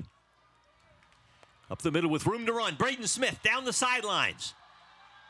Cuts back, gets out across the 35. Let's see where they're going to mark it. Bit of a scrum on the sidelines over there, and they're going to put him... They're going to put him down, looks like around the 32-yard line. So about a 34-yard return for Braden Smith. I'll tell you what, he is a weapon. He is excitement when he catches the football and he's got some room to run. DJ Smith with CJ Miller behind him. And now the pitch. And how about that Presbyterian defense swarming in there? That appeared to me number 0, and that's Malik Lewis, the redshirt junior from Cocoa, Florida. Said it at the very start of the first half. BC's pursuit, their angle of attack is very, very solid. And there hasn't been too many times tonight where they've let Mercer beat them. Loss of 4 right there as the Bears tried to get something going with Ajante Dabbs. Smith now feeling the pressure from behind. Is just going to have to throw it out. And again, the Blue Hose. That was number 6 that time. That was Malik Horlback. Had 37 tackles and 6 sacks last year, and he was trying to get a sack right there. Here's a stat that's a little bit telling tonight. BC averaging 6 yards per play. Mercer only averaging right now 3.7 yards per play. Bears haven't been able to bust a big one as of yet. 3rd and 13. Low snap. And Davis is just going to throw it away. The low snap threw everything off. And Presbyterian comes out with a statement stand to start the third quarter defensively, a 3 and out. And the Blue Hose could get decent field position. That's an excellent point, Frank. That's exactly what that was. Out of the gates in the third quarter with a very impressive defensive stand. Dariel Harper standing on his own 35 to receive the John McConnell punt.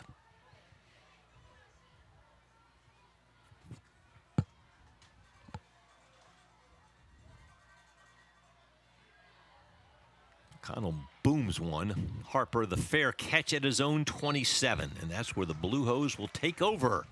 Presbyterian ball to start their first possession of the third quarter, down by only 1. And you're watching college football on ESPN.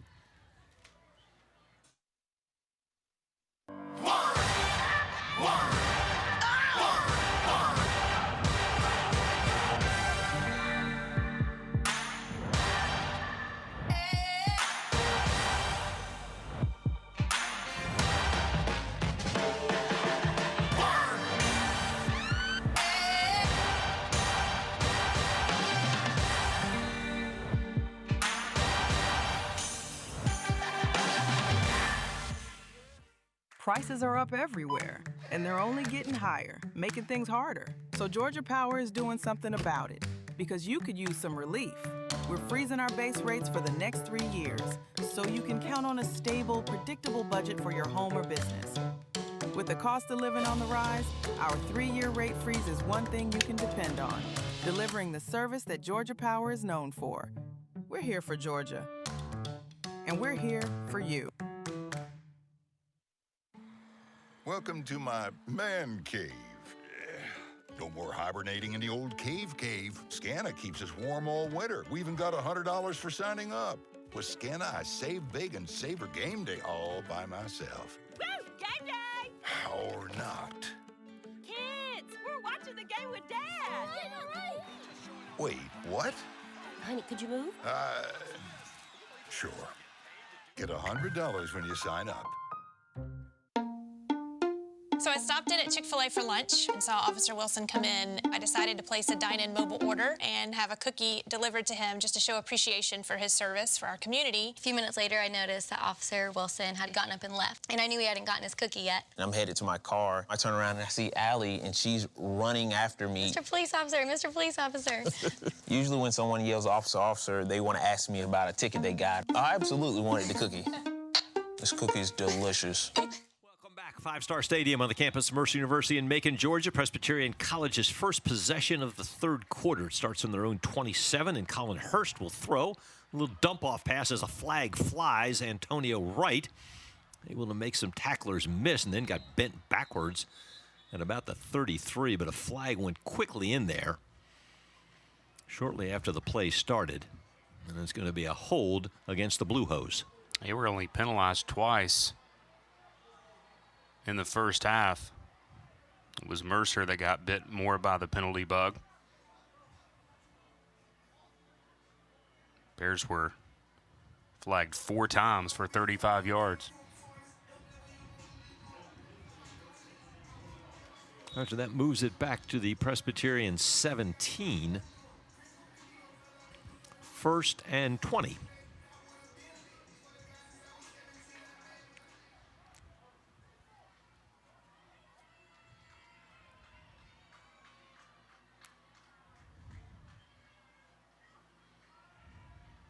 Hurst will throw, out pattern, good tackle right there.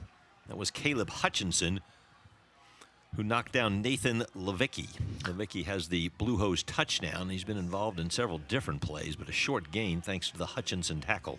One thing Steve Englehart cannot say in that halftime locker room is we beat ourselves, at least from a penalty standpoint. Yes, there were some key turnovers, but from an execution standpoint, as far as not making mistakes as far as penalties were concerned, they did their job in the first half. Give him a gain of a yard. 2nd and 19. Hurst the fake. Hurst under pressure. Gets away. Rolls out. Being pursued and finally gets knocked down. It was Drew Clare on the far side of the field who would not let Colin Hurst get away. PC bench wanted a unnecessary roughness. There's another look at it. And watch Clare as Hurst tries to get away. Bodies flying. Referee had to do a little fancy footwork. First time today PC's really been off schedule on offense like this. 3rd, call it 20.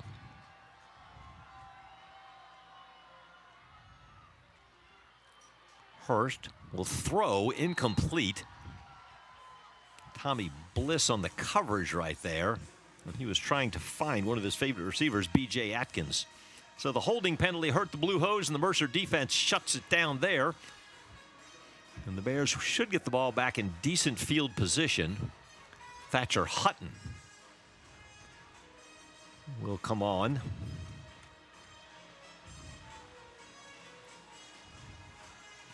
Braden Smith returned 2 for a touchdown, or touchdowns last season.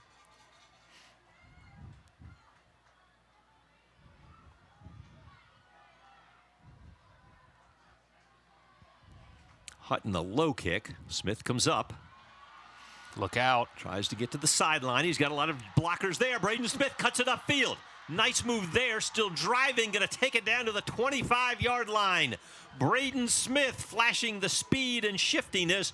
And the Bears will have great field position to start this drive. Mercer up 1. Looking to see if they can punch it in. College football on ESPN as you watch Braden Smith fly down the field.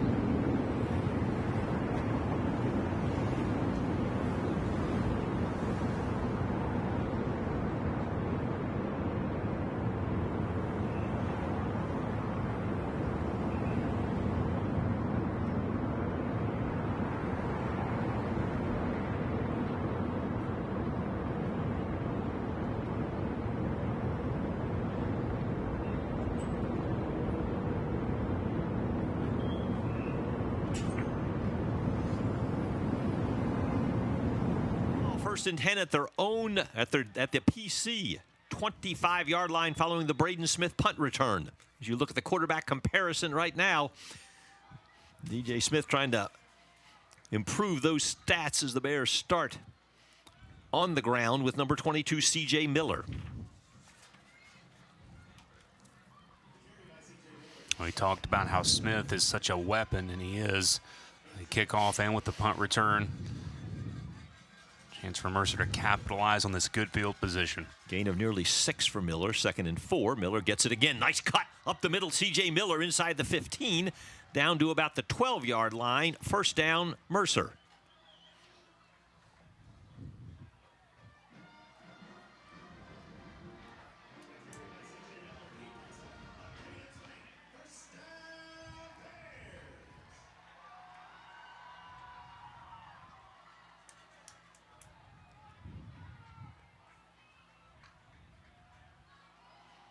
Miller tries to cut it up, but Presbyterian does a good job limiting him to a short gain.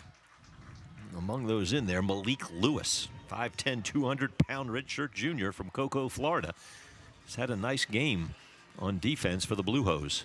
PC's defense, they offer some punishing hits, don't they? I mean, they hit you hard.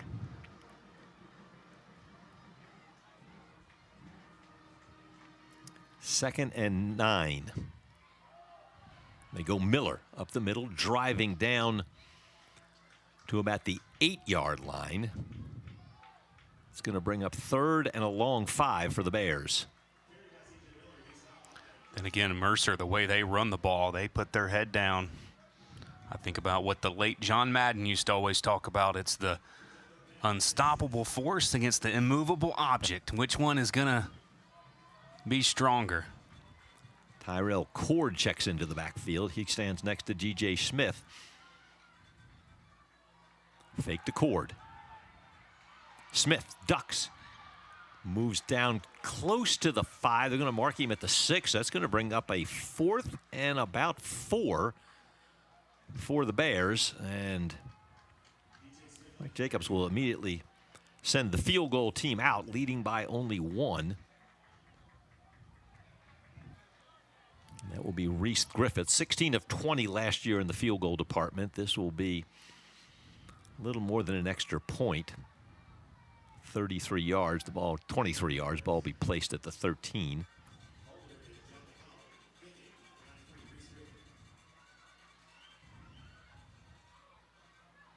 Kick is up, and the kick is good.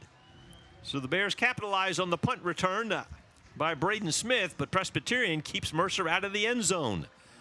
The Griffith field goal boosts the lead to 4. Mercer leads Presbyterian 10-6. We're back with more after this.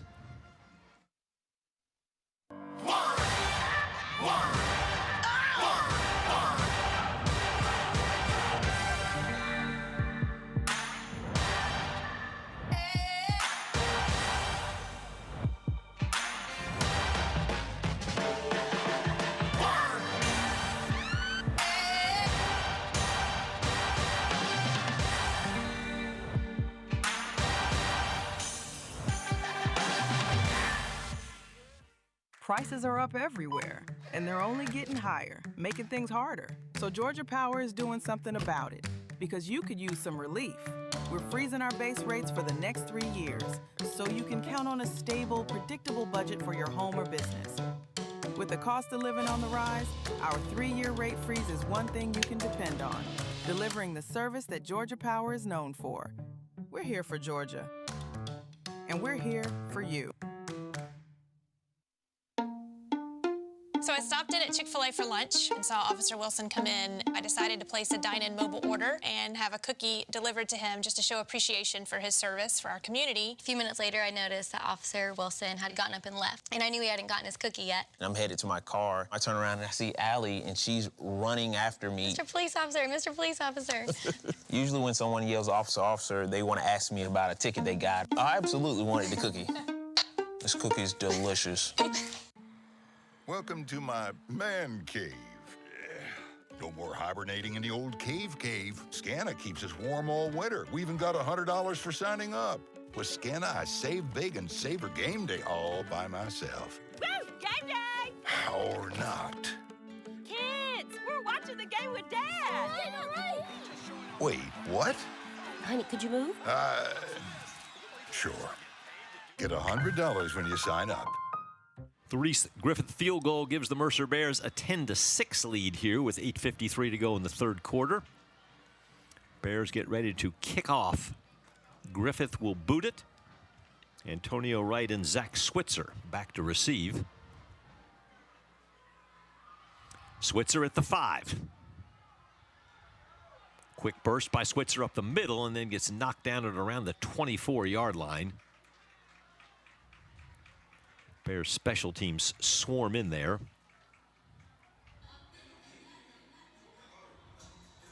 Kim's Pierre, number 6, among those on there to make the tackle. So Presbyterian starts at their own 23.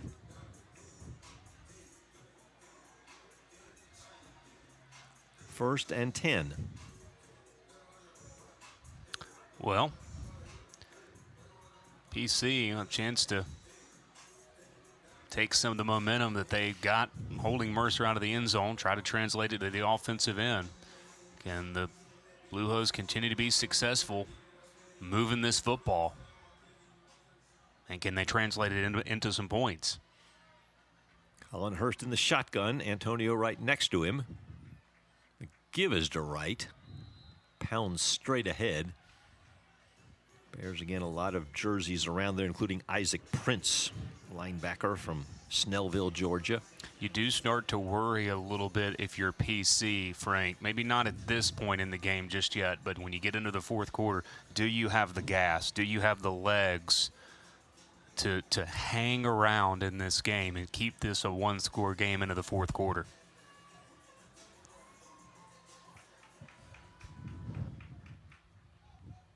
No gain on the play, 2nd and 10. Hurst retreats, tries to find Switzer downfield, incomplete. Good coverage right there, and that was Drew Clare running with the speedy Zach Switzer. That's excellent pass defense there. Switzer is tough to hang with his speed and his ability to adjust. We saw that earlier. Nicely done. Ball was a touch underthrown, but Clare was there to prevent the completion. 3rd and 10 now.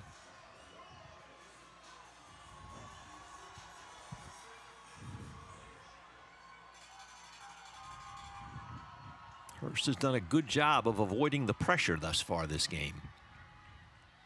He's got time to throw this time and throws a dart. Complete, close to a first down. That was Dominic Kibbe. Let's see where they're going to mark it. Is that where they spotted the ball? They spotted just short. It looks like around the 33. Boy, that does not look like a good spot at all. So Kibbe made the catch, forced out. So 4th and 1. And Steve Engelhart sends the punt team on. That's stoppage in play here.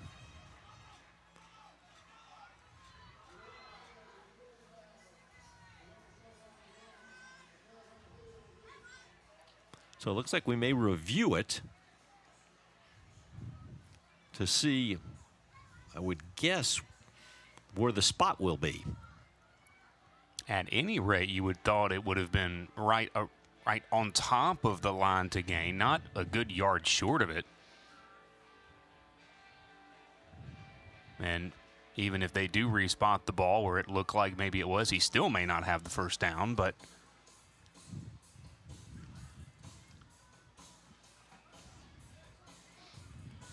all right, so as it stands now, it's 4th and 1 at the Presbyterian 33-yard line. They needed to get just over the 34, so a little over a yard.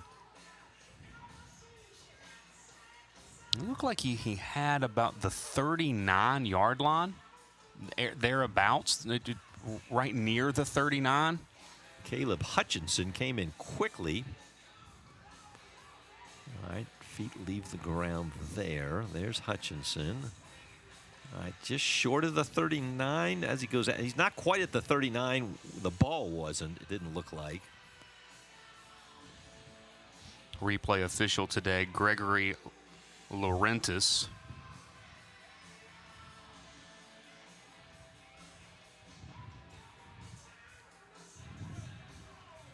All right.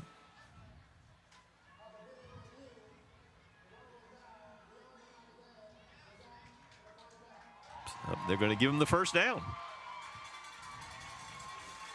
And the Blue Hose fans celebrate. So the review goes PC's way.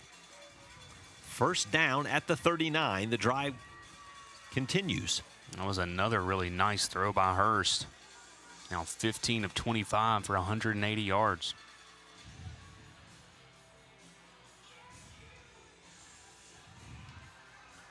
Blue Hose now 5 of 11 on third down.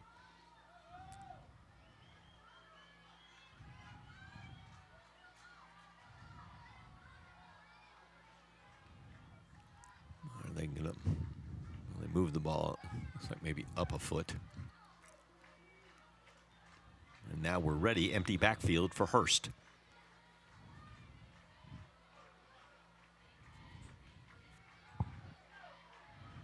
Hurst ducks under the pressures, tries to find his favorite target, or one of his favorite targets, Nathan Levicki, down the middle, incomplete. The Bears were able to get pressure that time, but again, Hurst has done a good job at avoiding sacks.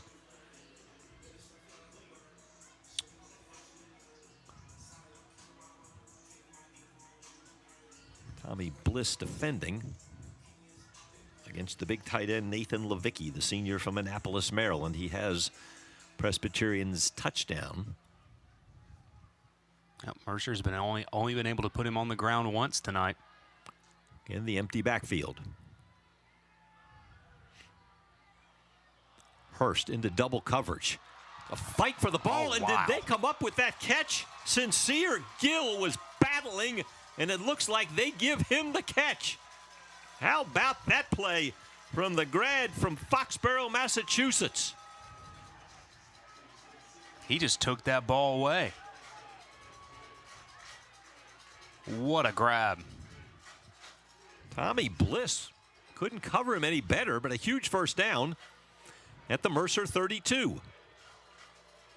Switzer picks his way downfield, spins out of a tackle. Another tackle, gets down to about the 27-yard line. Pickup of close to 5 yards. PC has hit some big plays tonight when they've really needed it. What they haven't been able to do, Frank, is finish drives very well.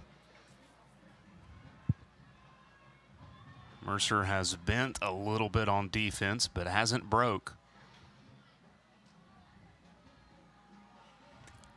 Second and 5 for the Blue Hose at the Mercer 27.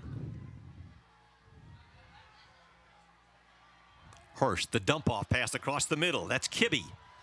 Kibbe spins down to the 20-yard line, the 21. That's going to be another Presbyterian first down.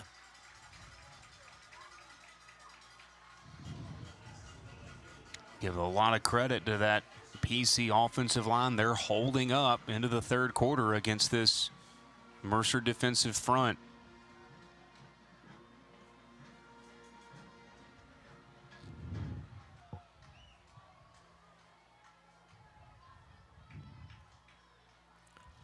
First down, PC at the Mercer 21. Blue Hose down by 4. Hurst will roll, got a man wide open. Hits him right there. That's Jaden Scott, the senior from Charleston, South Carolina. Going to be down at around the Mercer 14-yard line. Picked up 6, second and 4. Hurst with now nearly 230 yards through the air.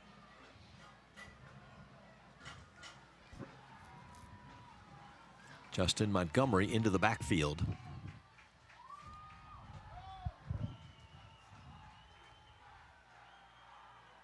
Montgomery tries to pound ahead, still driving. Nowhere to go, may have lost a bit.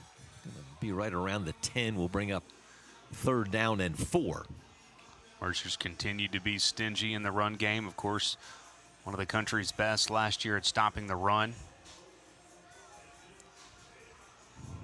We tick down close to the 4-minute mark here. 3rd quarter, Mercer up by 4. Presbyterian driving.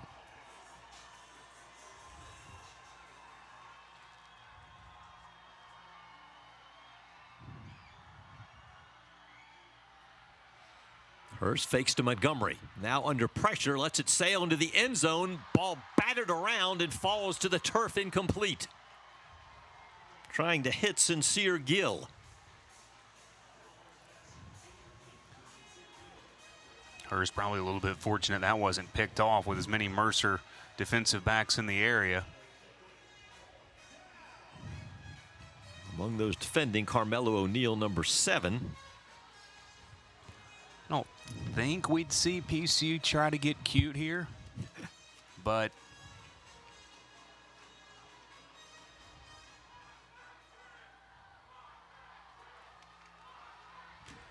Jet Jackson on to try a field goal attempt. 32 yards. Kick is up. Kick is good. So the Bears kick a field goal to go up by 4. Presbyterian matches it to cut the lead back to 1.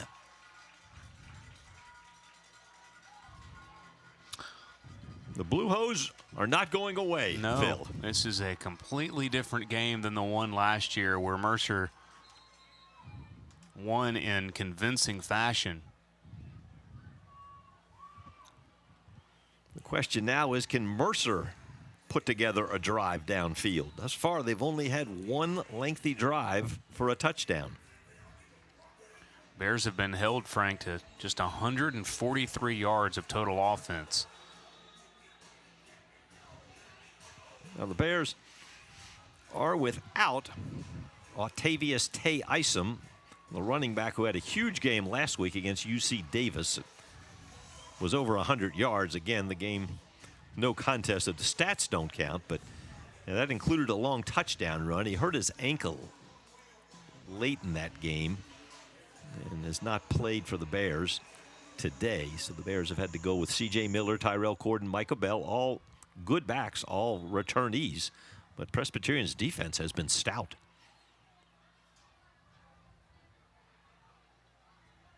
See if Smith can give him some good field position. Up the middle. Oh. And the ball may have popped out. It looked like. Oh, Smith is okay. And Andrew Zock may have recovered it.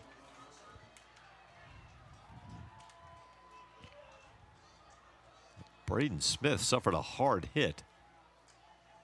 He is down on the ground right now with the Mercer team, Mercer athletic staff, tending to him.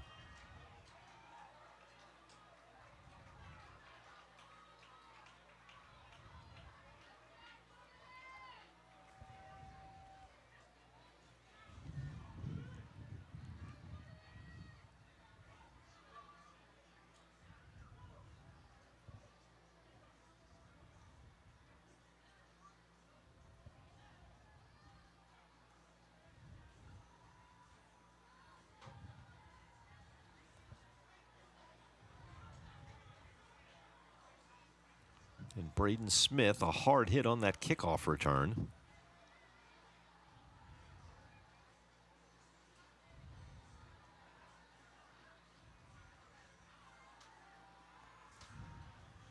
He is moving on the field.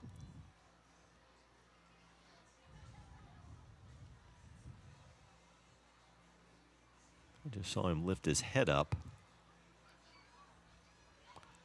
And now they're going to help him up. It's definitely good to see. He took quite a lick. He will be helped off the field. He is not a big fella, but Braden Smith helped to the sidelines. So it'll be Mercer football at their own 26-yard line. And there you see Braden Smith, the young man from right here in Macon, Georgia.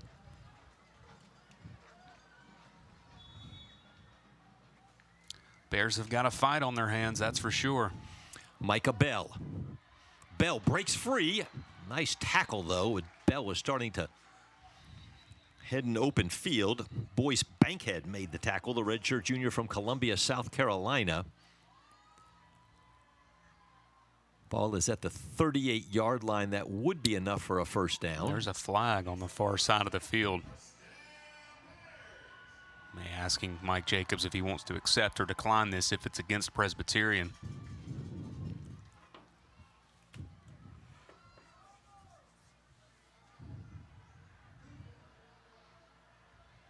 Offside, so that would have only been a 5-yard play.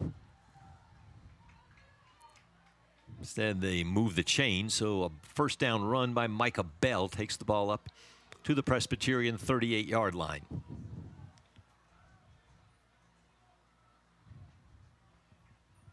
(10-9) Mercer, 3:38 to go, third quarter.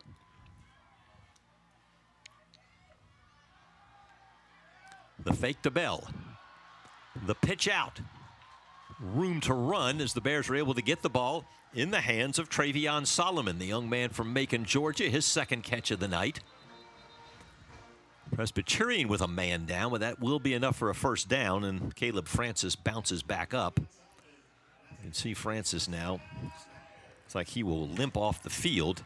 One of their key players had an interception earlier this game. So the pass to Solomon, good for a Mercer first down at their own 49. That hurts for PC. He's definitely one of their leaders on defense. Important for PC, just like Smith is important for Mercer. I feel like the Bears are getting yards in more chunks on this drive. Fake to Bell. Smith launches downfield. Deflected. He was trying to find Dabbs. An excellent coverage by Cameron Barber, freshman out of Atlanta, Georgia, made a nice play as DJ Smith tried to find Ajante Dabbs with a big gain. Bears, as I said, getting some yards more in chunks, but really haven't hit that big play, Frank. Haven't had that real big play they've been looking for. Quick little pitch and catch gets it into PC territory as again Smith and Dabbs hook up. Dabbs, the redshirt junior from Greenville, Tennessee, had 28 catches a year ago. Ball at Presbyterian's 44, 3rd and 3. It sure is looking like we may be headed into this fourth quarter in either a 1-point or even a 1-score game. Smith will roll under pressure. Tried to drop it in there. Are they going to rule it a catch? Looks like incomplete as he tried to slip it into Trenton Jones, number 17. So 4th and 4 at the Presbyterian 44.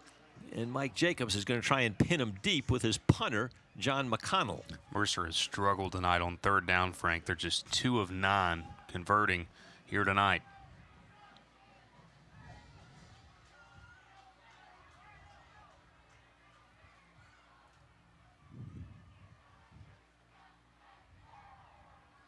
Look, it's a high kick away, and it's too long. It goes into the end zone. So not what the Bears were hoping for. As McConnell boots it into the end zone, it's a touchback, and Presbyterian will take over on their own 20.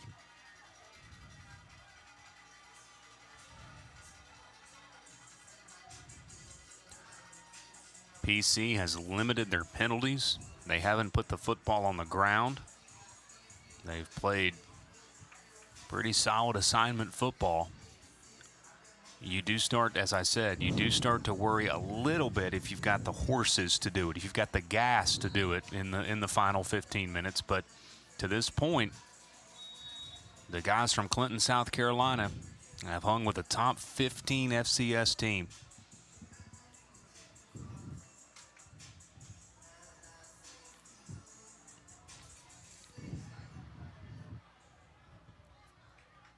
From their own 20, Colin Hurst with Zach Switzer next to him. Little dump off across the middle to Gill. Gill Chase makes the turn. Flags are flying. There's a flag down in the middle of the field at about the 25-yard line.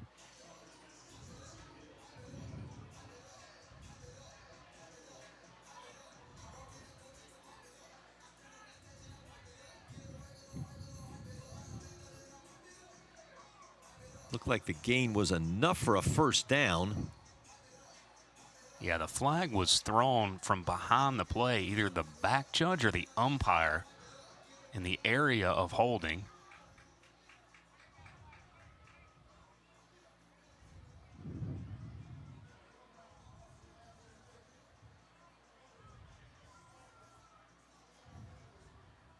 So holding on the Blue Hose.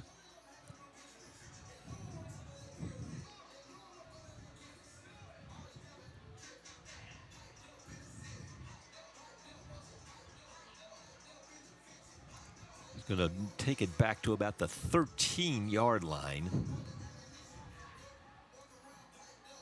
So first down and 17 now for Presbyterian. Clock winds. We tick down towards 2 minutes here in the third quarter. Mercer leads Presbyterian by 1.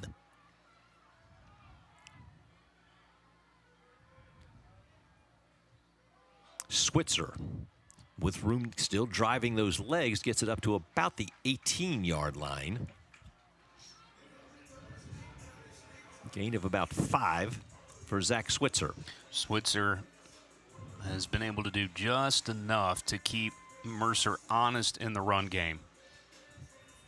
PC has not really hit for anything real big on the ground, but been able to sprinkle just enough in with their run game. 2nd and 12. Low snap. Kibbe with room to run. Kibbe across the 30. Out to about the 36-yard line. That's going to be good enough for a Blue Hose first down. Dominic Kibbe, the senior from Centerville, Maryland. Talked about it a little bit in the first half. PC has done a good job tonight, Frank, of stretching that Mercer defense sideline to sideline.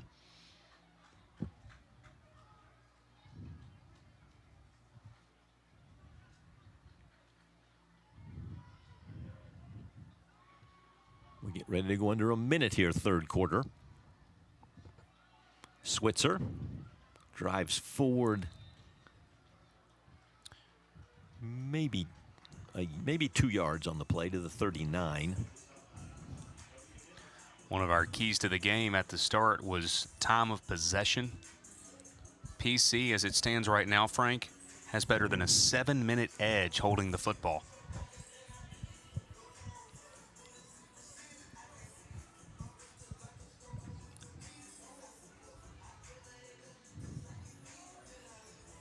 Second and 8.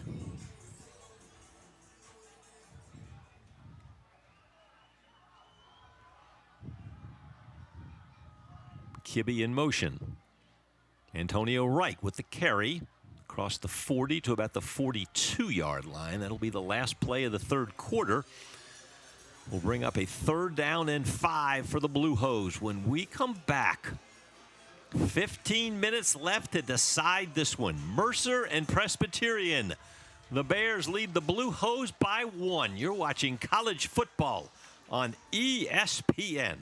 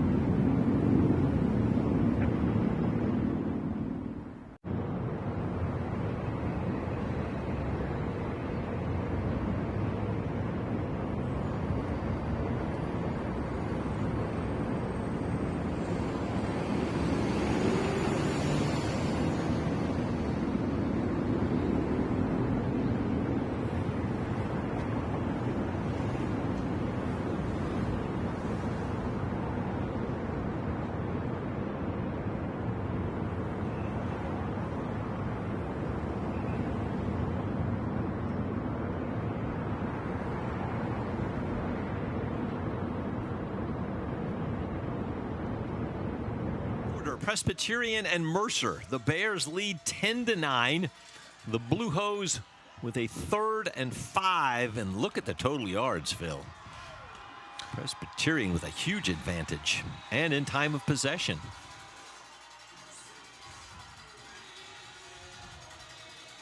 Ball is at the Presbyterian 43. They need to get almost up to the 48. Low snap, Bears with pressure, but again, Hurst delivers a strike, finding B.J. Atkins, who has been his favorite target, and that's going to be good enough to move the chains. Another huge 3rd down conversion, and Hurst, with that confidence, talked about how good they were last couple of months of the season. Delivers a strike. Ball now in Mercer territory at the 49. There is belief starting to grow on that PC sideline. Long way to go, but they're in a great spot here at the start of the 4th quarter. Out pattern. They're going to say it's a catch again. It was Atkins. Feet in, not quite enough for a first down, but a good gain of 8 yards down to the 41.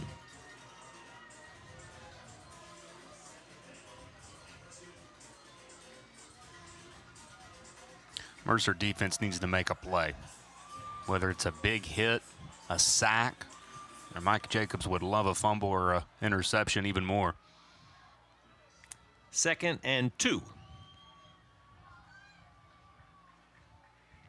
Switzer to the 40, just short of the first down. That's going to bring up a 3rd and 1. And Switzer may have a cramp. He's going to hobble off the field. Antonio Wright will come on to take his place.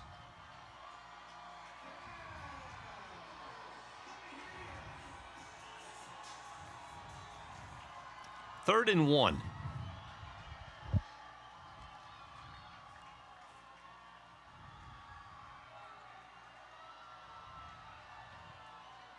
Wright drives forward, gets met right at the 40. I don't think he got it. Julian Fox, number 10, was in there. No gain. 4th down and 1. You have to figure the Blue Hose will go for it.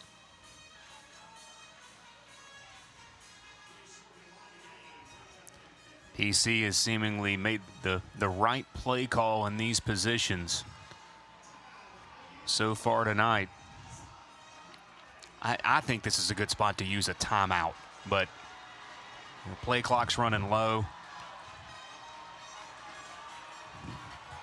Play clock just went out.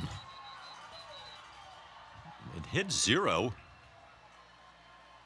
And they get a delay of the game. I realize you want to save your timeouts, but or maybe they were never planning on going for it. I don't know. Nope, they still have the offense out there. It is now a 4th down and 6. So they elected not to use the timeout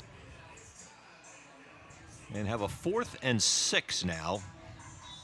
The ball resting on the Mercer 45-yard line. They must get down to the 39. He may quick kick this. I think he is. And he does. Rolls down to about the 20-yard line. Good call there, Phil. So the ball is at around the 20-yard line, and that's where the Bears will take over. Can the Mercer offense get something going? Bears lead the Blue Hose by 1. It's college football on a Saturday night on ESPN. For 48 straight years, Ford F-Series have been the best-selling trucks in America. We got here by never settling. But what's really made Ford F-Series #1 is you.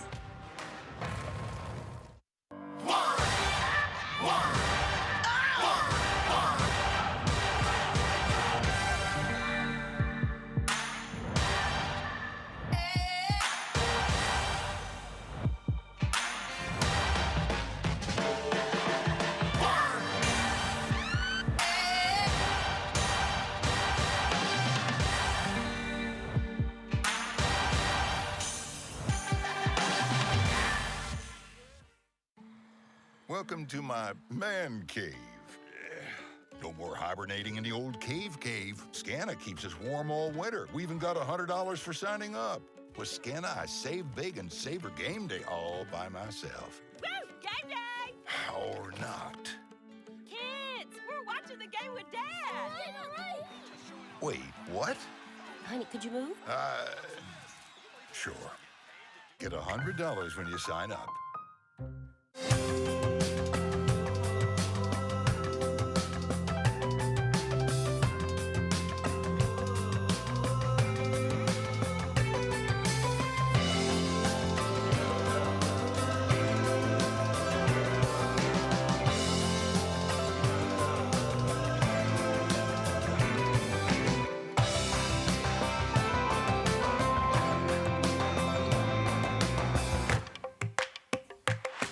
For 48 straight years, Ford F-Series have been the best-selling trucks in America.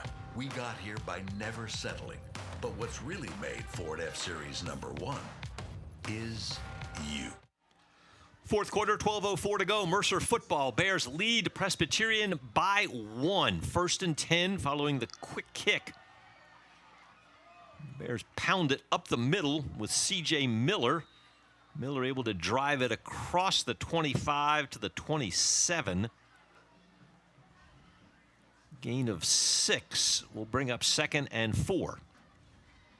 Now, Braden Smith is back on the field for Mercer. So after taking a huge hit in the third quarter on a punt return, number 9 is back out there. This time Smith keeps it. A little fake goes out of bounds. Let's see where they mark it. Looks like it's close to a first down. Have not yet gotten a definitive spot. I'm going to put it at the short of the 32, and that's a first down for the Bears.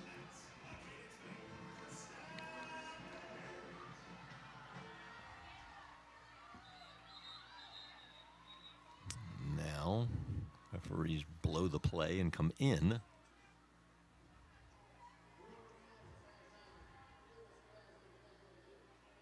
So now they're going to review it.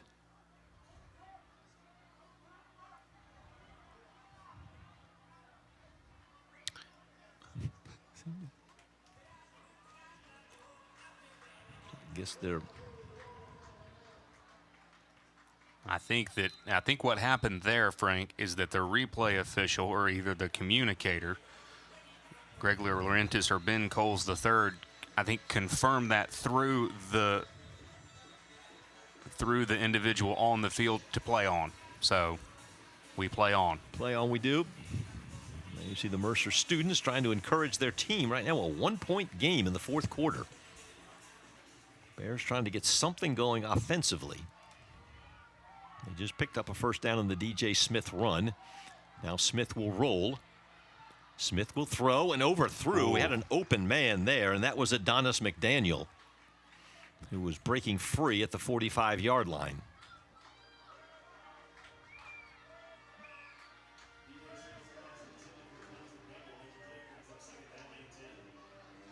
Obviously overthrown.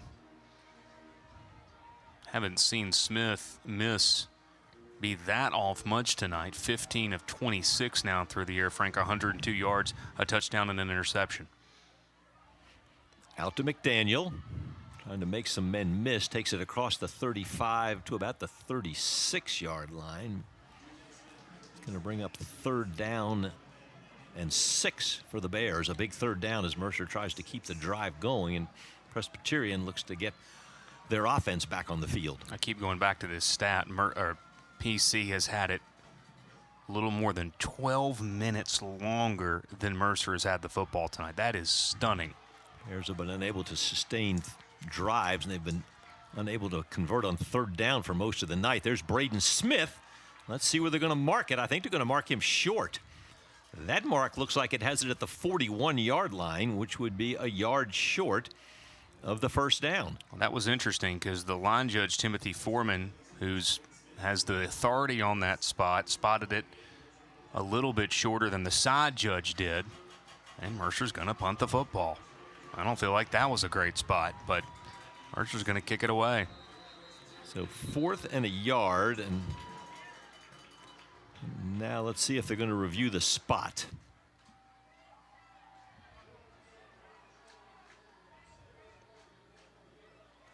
They're going to get a review on the spot.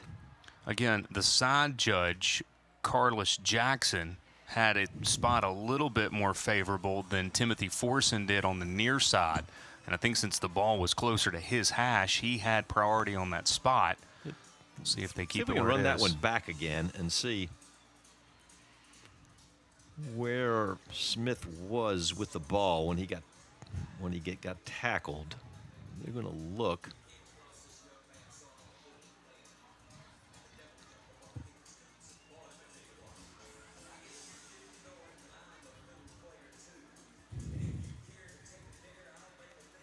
So right now it's resting on the 41. Mercer needs to get to the 42 for a first down. If not just past the 42. It's going to be very, very close.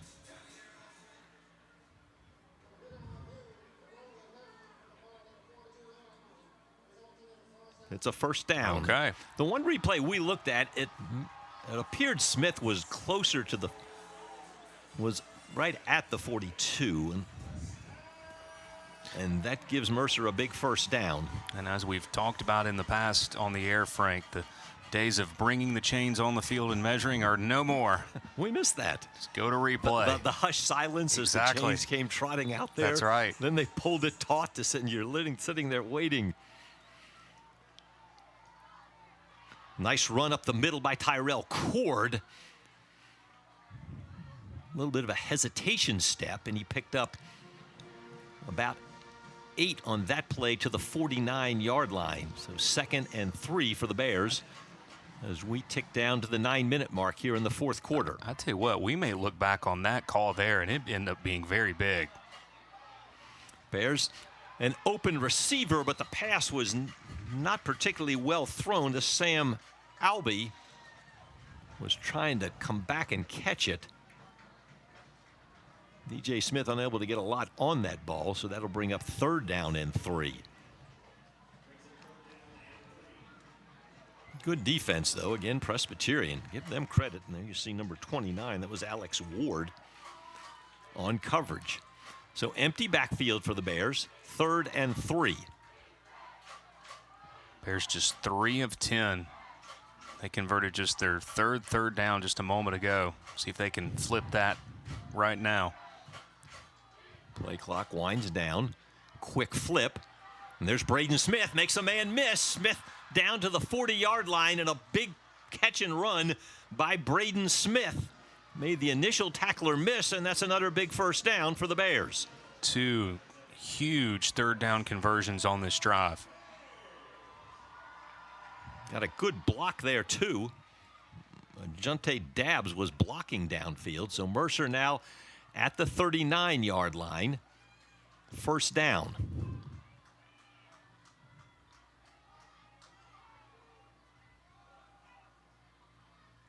Bears keep it on the ground, and again pounding ahead with Tyrell Cord.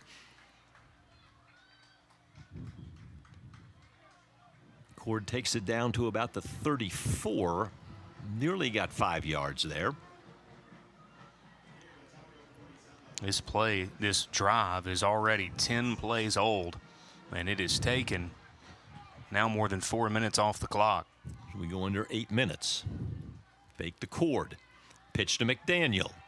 Good job by Presbyterian. They blew that play up for a maybe loss of a yard. Adonis McDaniel nowhere to go after catching the short pass from DJ Smith.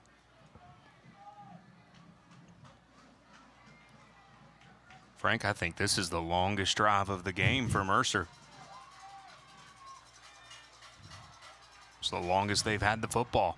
This Presbyterian defense has been very, very impressive. Another 3rd down for the Bears.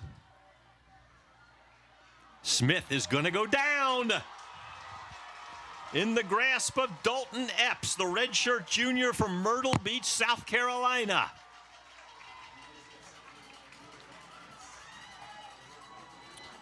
3 first downs, 2 third down conversions on that drive. But a big sack is going to give the football back to the Blue Hose. You can see him hesitate, and then there was Dalton Epps, the redshirt junior, had 2.5 sacks last season for the Blue Hose. John McConnell kicking it to Dariel Harper. Harper standing at his own 10. McConnell boots it, and the Bears are unable to bat it back. So again, Mercer unable to pin Presbyterian deep. And the Blue Hose will take over at their own 20. 6:35 to go, fourth quarter. We're going down to the wire. College football on ESPN.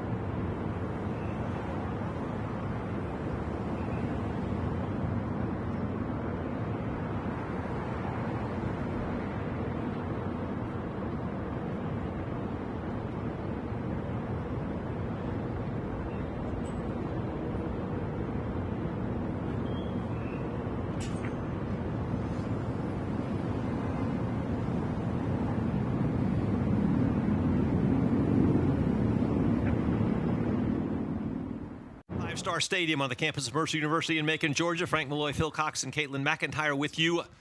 Presbyterian down by a point. 6:35 to go, fourth quarter. Blue Hose ball, 1st and 10 at their own 20. And again, time and a strike down the middle. Colin Hurst finds Dominic Kibbe. The type of play Mercer has not been able to hook up on, but the Blue Hose have had several of those big plays. That's good for 20 yards. Hurst has consistently been able to find his receivers downfield. He's delivered strikes, and now he's trying to drive his team down the field to take the lead in the fourth quarter. Give Presbyterian's offensive line a lot of credit. Yes. They have done a great job of negating the Mercer pass rush.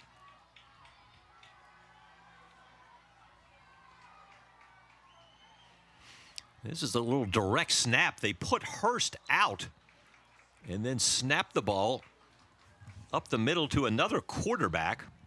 And that's Ty Engelhard, the big quarterback, 6'4", 205. So he took the direct snap with Colin Hurst split out as a receiver. I'll say something else about Presbyterian in this game, Frank. They have come very prepared, very ready for this game. Obviously their first game of the year. And they have put themselves in a position, still a good bit of time left to pull this off. Up the middle, Montgomery, short gain. They're going to mark it at about the 48. It'll bring up 3rd down and 2. Can this really new-look Mercer defense either continue to not break, or can they make a big play?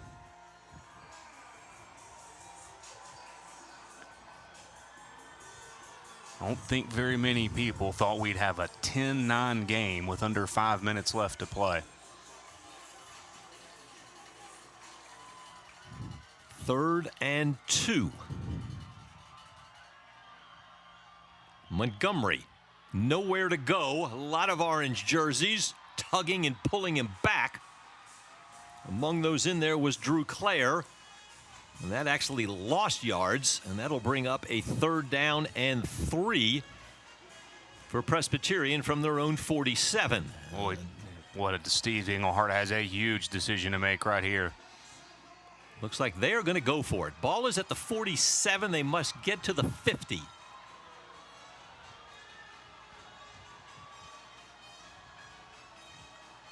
So Steve Englehart will roll the dice. 4th and 3.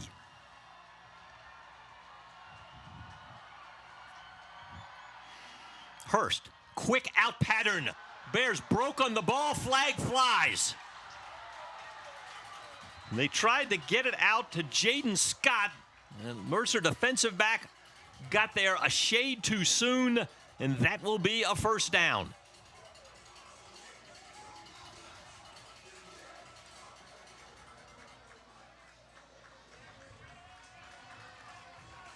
Amazingly, that is the first pass interference we have had tonight on either team, and it comes at a huge time. You're right, Frank. Just about a split second too early.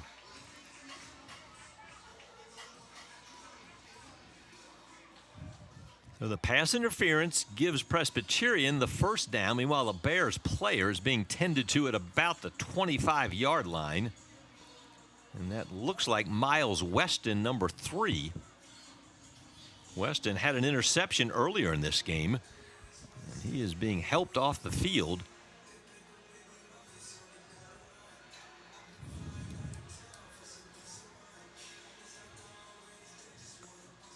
So as Weston gets helped off, we'll take a timeout.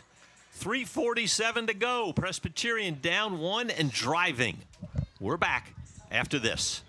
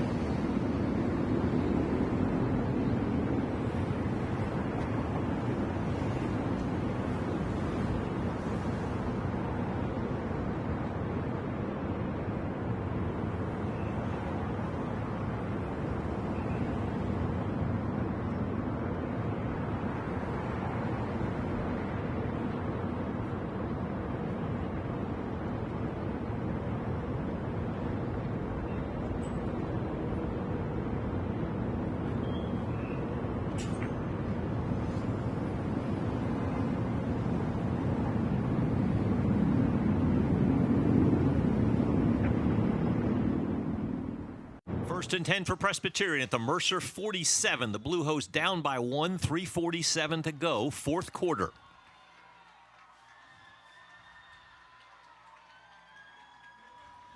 Bears come with pressure. Hurst is able to get it out to Kibbe. Makes the catch at the 42. They're going to put him out at the 43. Gain of about 4, though. Mercer came after Hurst, but again, cool under pressure, delivered it to Dominic Kibbe. Kibbe right around 100 yards receiving. Atkins with 6 catches for 57 yards. Start to keep an eye on that clock, too. Montgomery with room to run. Justin Montgomery down the sidelines. A stiff arm and finally pushed out of bounds at the Mercer 13-yard line. There looks like a flag on the field at about the 27-yard line.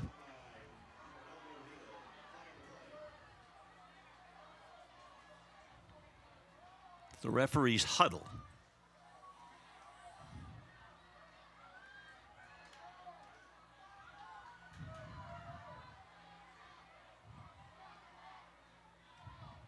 PC was so good avoiding penalties in the first half.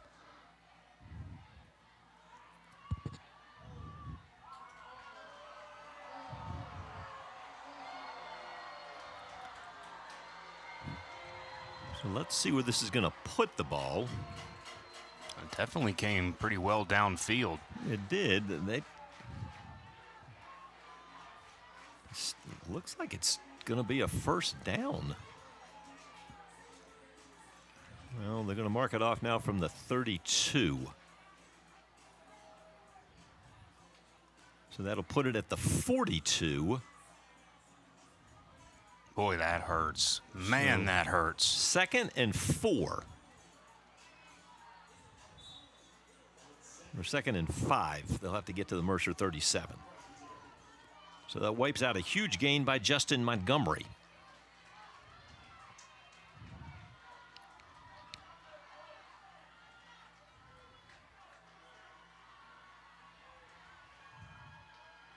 Fake to Montgomery. And Drew Clare battling it out with Nathan Levicki. And Levicki forced out of bounds at the 41-yard line. That'll bring up 3rd down and 4. Clock continues to run. I'll tell you this, that missed extra point has taken overtime off the table, and we know that's not going to happen. And if you're PC and in some weird type of way, maybe that's actually a good thing. Forces you to really try to win it right here. 3rd and 4. Hurst has time. Airs it out. Oh, man. A man breaking open, incomplete. Wow. He tried to hit B.J. Atkins, who was covered by the Bears' number 18, Justin Ferguson. Boy, Hurst has been so accurate and so good. Just let his man a little too much.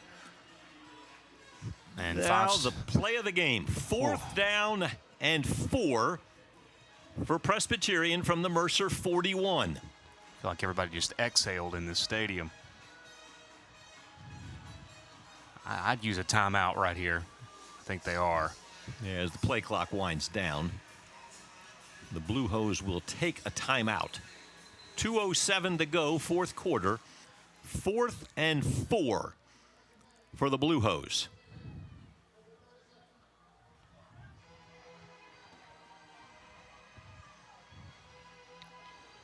Talked about how prepared PC has come today. They've seemed to be been able to execute in this spot. You think that Mike Jacobs told his team they were going to have a fight on their hands, and they believe him now. So the ball at the 41, and Blue Hose must get to the 37. Completely different than the game last year at this point in the season. B.J. Atkins, number 6, Dominic Kibbe, number 1, have been his favorite targets. But you can't rule out Zach Switzer, who's in the backfield next to Colin Hurst. Here we go.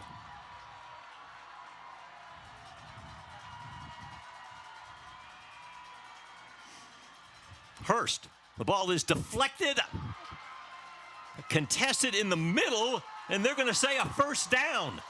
Kibbe made the catch at the 27-yard line.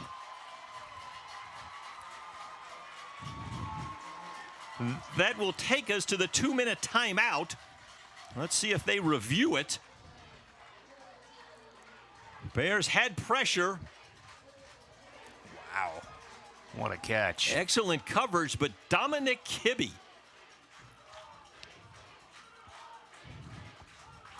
Ball at the 27. We're going to take a timeout. It's the 2-minute timeout. The game's still in the air. Blue Hose down by 1.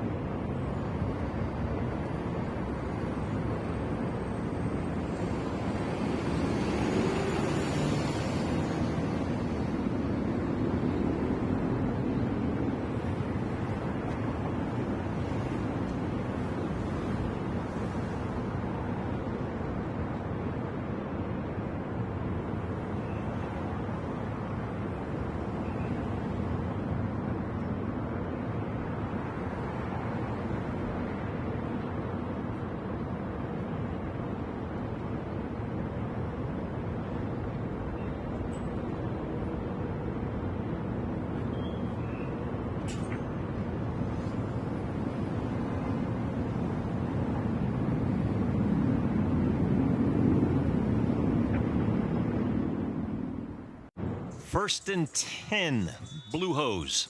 2 minutes to go, fourth quarter, down 1 at the Mercer 27. From here, it would be a 44-yard field goal. They pound it up the middle and get good yardage right there. Antonio Wright was able to duck under and get down to about the 24-yard line. It's interesting finding Jackson on the sidelines. He is not warming up. He is just hanging out, not working with his holder, waiting for his potential opportunity. And the Bears elect not to use a timeout, so the clock will tick. PC coaches telling their team, run the play clock down, take as much time as we go under 1:25. Montgomery drives up the middle, still going. Good push. Going to be close to a first down. Mercer now takes a timeout. But another good gain brings up about a 3rd and 2 with 1:12 to go.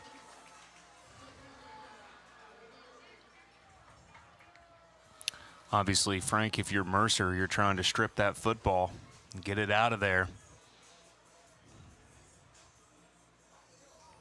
So the ball is at about the 18. So from here, 35-yard field goal. Jet Jackson's longest last year was 42. But that was the only field goal he made all year. And something else to remember, too. On that extra point, the PC coaching staff was upset about either a missed offside or contact with the kicker. Mercer got good pressure on the kicker in that extra point scenario.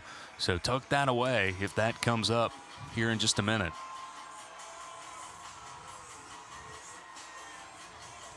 The folks who have made the trip down from South Carolina on their feet here, as are the Mercer fans.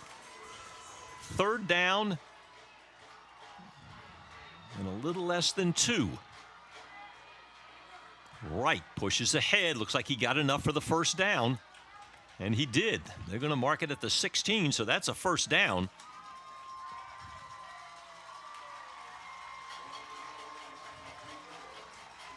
Now that you're PC, do you want to try to move this to the middle of the field? You're close enough now. You don't really need to gain any more yards. And the other part of that is, yes, you want to get it, but you don't want to risk fumbling the football. You don't want to leave Mercer any time. There's that. But you don't want to give Mercer more opportunities to take the football from you. So if you're Steve Englehart, you have to measure that out. And that's that's why they're the head coach and we're not. 1:01 to go. The Bears just used their second timeout, so they have one left. Presbyterian with a first down at the Mercer 16.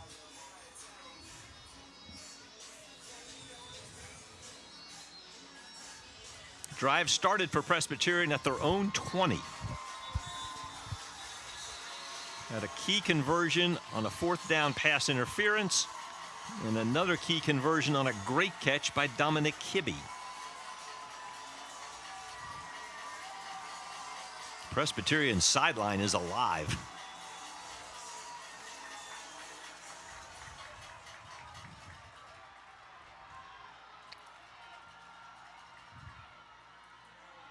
Switzer with room to run, and Switzer's into the end zone for a touchdown.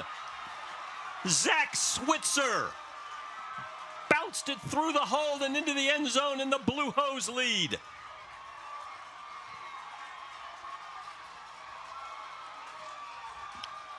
Looks like PC will go for two here.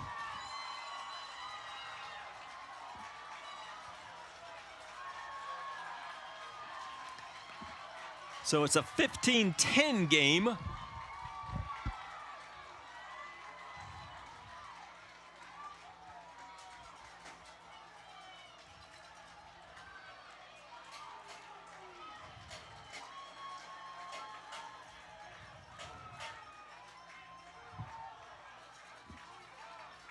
Hurst with Switzer next to him in the backfield. The try for two. Hurst, quick pass, contested by the Bears, intended for Nathan Levicki, incomplete. So the try fails, but the Blue Hose have the lead with 56 seconds to go in the fourth quarter.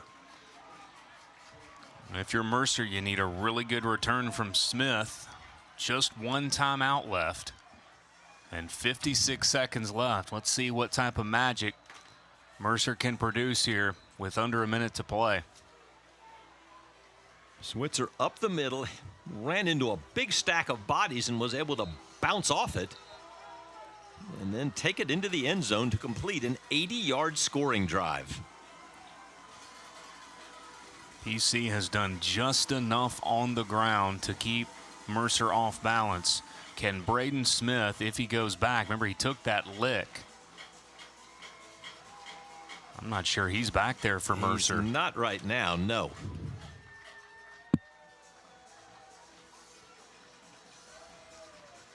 The Bears have Adonis McDaniel and Tyrell Cord back to receive the kickoff.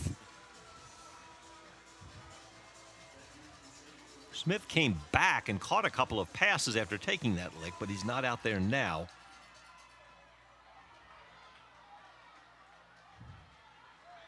McDaniel will take it from in his own end zone. McDaniel up the middle with room to run. Gets it up to the 40-yard line. A good return for Adonis McDaniel. So the Bears with the ball. 48 seconds to go and one timeout. Going to put it right at the 40. Mercer with the fourth longest home winning streak in the country on the line right now. They've won 10 in a row here at Five Star Stadium.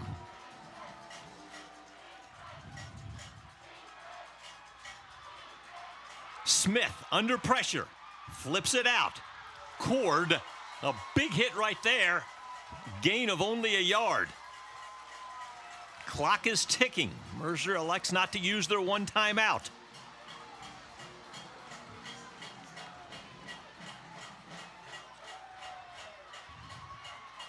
Smith downfield for Braden Smith. Makes the catch. Still on his feet. Spins down to the 30. Got to spike it. 18 seconds left. Clock will stop while they move the chains. Smith will not spike it. Smith will throw Clock moves. They threw a little sideline out pattern.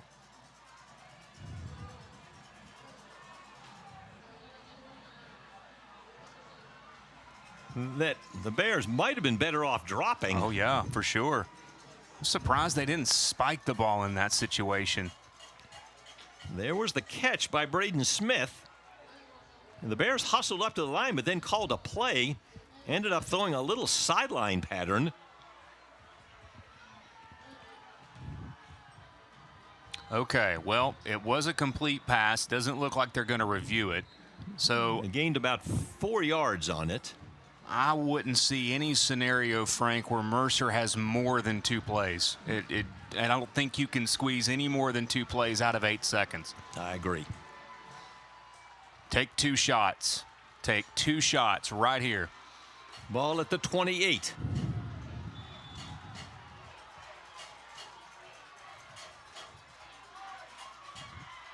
Smith under pressure. Smith will launch it to the end zone. Incomplete with 1 second left on the clock. I think they're going to put some time back on it. Ticked down to 0, but it looked like when the ball hit the ground, there was at least a second left. Certainly looked like it. Bears were trying to find Kendall Harris.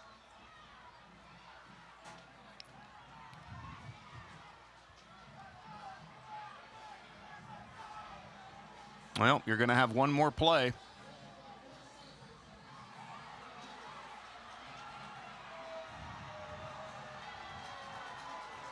Three seconds they put on the clock, but still, you've got one play.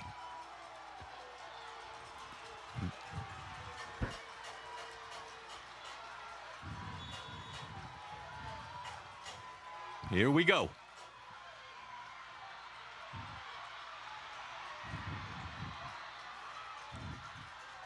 Smith launches a Hail Mary to the end zone. In the air. And incomplete. Presbyterian has done it. The Blue Hose pull off the upset as the Bears' final Hail Mary falls unanswered. And the visitors from South Carolina celebrate a 15-10 win. This is the final play. A mad scramble in the end zone. Bodies everywhere, and the ball ended up falling incomplete. You can see it rolling around right there on the left side of your screen.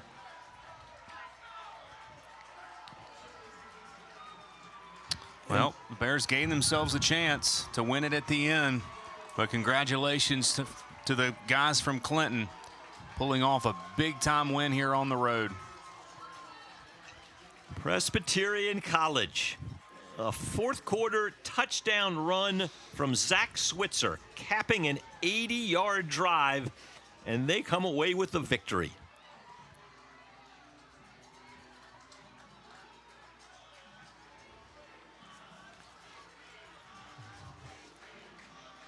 Phil, Presbyterian started believing, and they'll stay in the SoCon next week when they play at Furman. But they finished last year on a 4-game win streak, and they start this season with a big road win. That's a humongous win for Presbyterian. Congratulations to Steve Englehart. As we said, his team came in prepared. They were ready, and they kept themselves in it.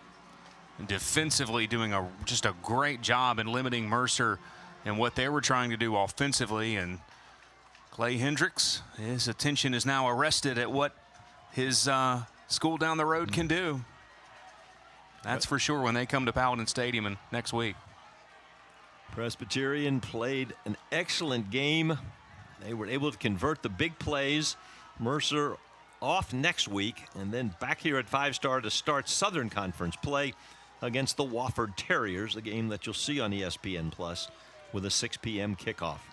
So Presbyterian, the Blue Hose, came in believing, and they were able to pull it off by a final of 15-10. Hard-fought game, came down to the final play. And Presbyterian gets the win.